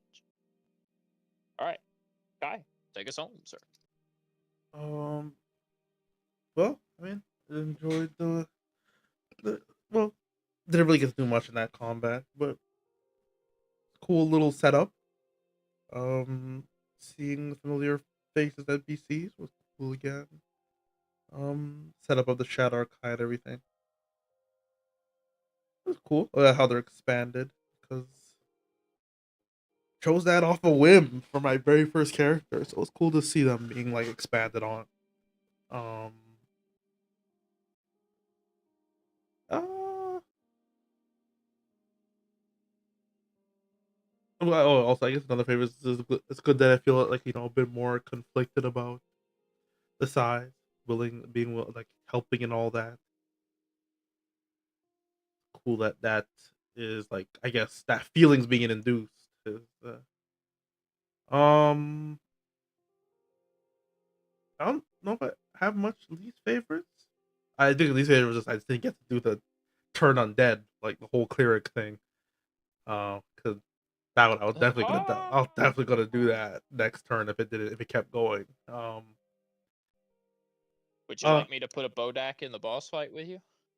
I'm good. That show's kind of well as it Oh. but before like you figure out how the thing actually worked, like that would have been kind of cringe to deal with. But other than that, I don't have any other least favorites. I guess a least favorite is it's kind of, I guess it's kind of like a cat like a it's kind of a campaign least favorite. Not like something on your fault. It's more like it's kind of unfortunate that like this campaign is like how someone's gone, two people are gone, one person's gone. Yeah. That I The feel like this low, campaign. low effort Maybe there's to a lore actually reason. attend. Yeah. It's unfortunate this campaign has to hold that, because I don't think any other campaign has been this bad in that No, it hasn't. circumstance. So this is just it's been unfortunate. It kills me probably more than anybody else, because this is why I put this campaign off for so long, because I did not want this to happen. And here it is. Like, this is the whole reason I kept pushing this campaign back and running other stuff and not starting chapter 2 was because of this. I did not want this to happen. And then here it is, just manifesting. Yeah, the low effort of everyone to actually attend is definitely a campaign least favorite of mine as well. Yeah, that's like the yeah. Don't really have any other least favorites. I do really I do really like oh yeah, the art of people chose it, like the Shadow Card was cool. It was pretty good. Oh, you want Yeah. those? I mean, well, I mean, yeah, you can put them if you want. Pretty cool. I'll put them in And Soren's sketchbook. and I think you mentioned that in a future campaign, TM for like the whole record keeper thing. It was kinda interesting. Yep.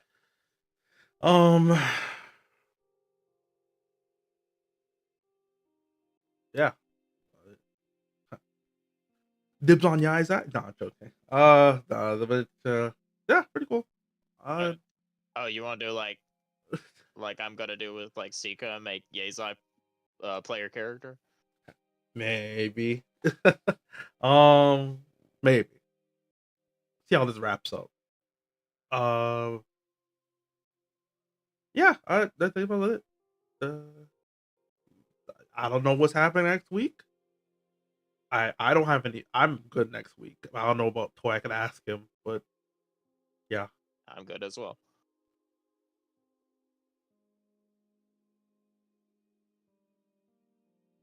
that's it. Let's see. Thank you, sir. Always a pleasure. I would say it's always a pleasure to have you attend, but you always attend. That's true. 'Cause I try to keep my Saturdays free. So yeah. Dang.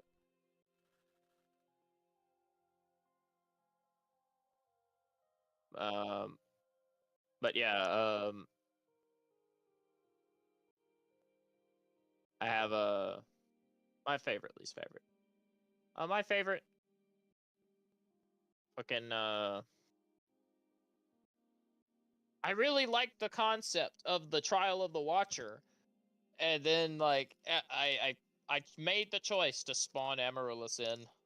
Oh! But that was my favorite. Is I like the idea of that combat. It's just a shame it ended so soon. But such is the way of tabletop gaming. I also didn't want to leave Ivy just to sit all session.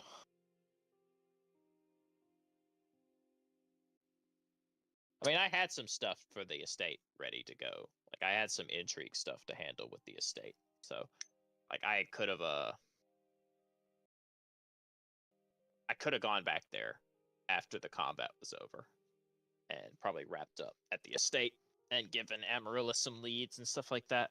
But with Toy gone, I really had no choice. Like I had to bring Ivy into the combat in this setting instead of going back to the estate.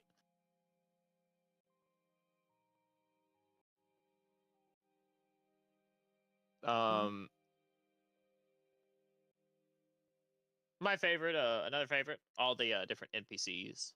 I like the look of the Shadarkai, and I really liked working on them and expanding them, as well as the concept of the Raven Queen, because in the early days of my DMing career, the Shadarkai and the Raven Queen were a very simple concept because I had not finished the gods list yet. I was still crafting a lot of the world building. I didn't really have the skill to tell more complex stories, so they were kind of just villains.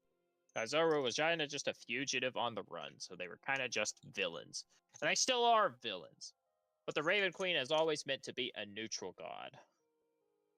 She's always meant to be Grey Pantheon, just a neutral god that is there to do her thing. And her thing is collecting the memories of others. That's what she was established to be in the original D&D lore. And as the only god that's left in my pantheon from the original D&D lore, from 3.5 and 4th edition, I wanted to do her justice. So I was like, how can I portray the Raven Queen as not just evil and the Shadarkai as just evil? And there are plenty of them that are just evil, but also some are just misguided or under control, which is what was the issue that some of them are facing. And I kind of came up with the idea is that as a people, they're just lost. They have no one to follow anymore because the Raven Queen has become incorporeal. She no longer exists as someone physically to guide them. She's more of just a feeling. She's a memory. She is a memory now, which I thought was kind of cool. Like her whole concept was that, at least in 4th edition, where they expanded on her lore, is that she was an elf who transcended to deity status and used that status to basically start collecting memories and storing them within the frozen palace. And then I kind of took that. And then she also has a rivalry and a hatred of the Lady of Pain, because the Lady of Pain is the ruler of the city of Concord. And the city of Concord sits at the center of the planar universe. And the city of Concord, also known as the City of Doors, accesses every single plane of existence in the D&D universe.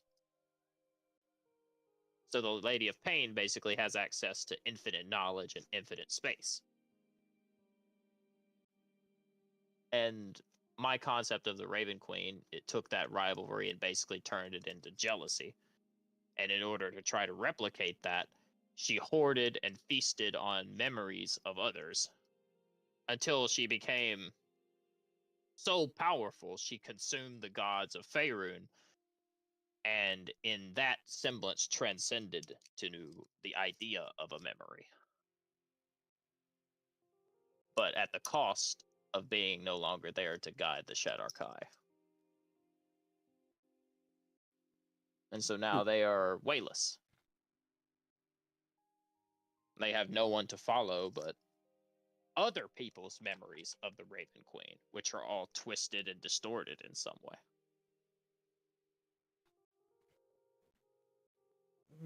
Okay.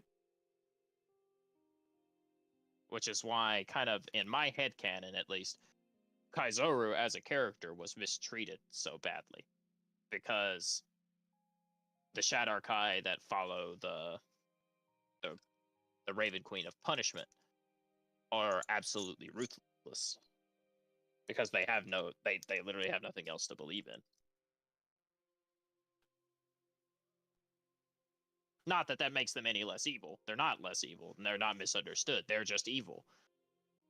But I wanted to show a different side of the ones who aren't. And show that why some of them do think the way they do. But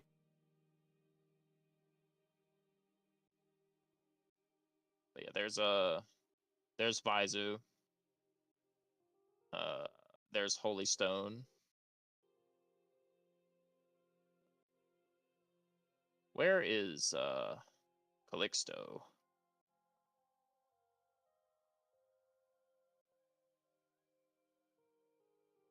Oh, there's Demise. I figured Toy would ask what Demise was what was his title as Craven Merchant.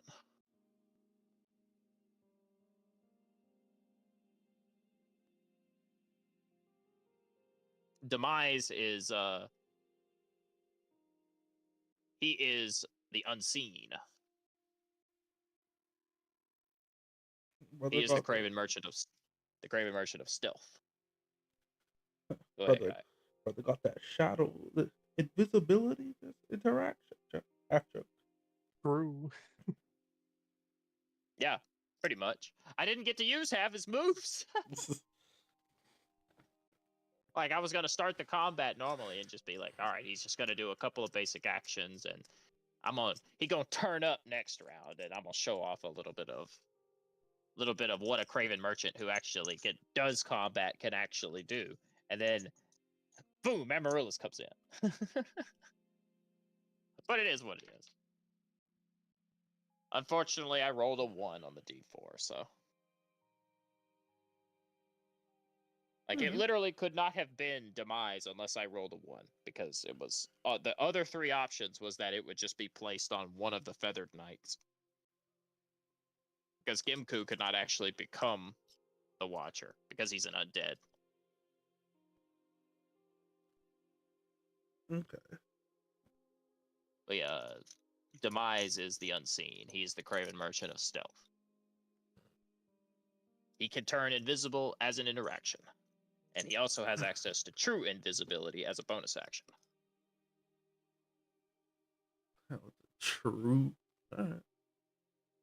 Yeah, true invisibility. He actually has what is called true invisibility. Well, I guess technically it's Greater? it would be greater invisibility as a bonus action, but yes, he does have a thing I call true invisibility, where he can actually hide himself from true sight. Oh, what the hell? But that costs an action. It takes his entire turn to do that. Or very specific conditions. But if he hits you while he's under true invisibility, it is an automatic crit. And if he max rolls 2 out of his if he max rolls half of his damage dice, you fall unconscious. Okay. But I was not going to actually use that in the combat. But that is a thing he has. Like, if he crits you and he makes a max roll on 2 of his damage dice during the attack, and it's during the attack sequence. So if, like, each attack he makes, then you've immediately dropped to 0 HP and you fall unconscious. Okay. Now, Craven merchants they're good at what they do. That's the whole point. It's that True. he is meant to be very good at what he does. But that's also why he stays in the Shadowfell, is because there is no better, and I'm sure Kaizoru can attest, there's no better way or no better place to practice being unseen than a place that tries to see all. So I felt like it was a very fitting place to put Demise.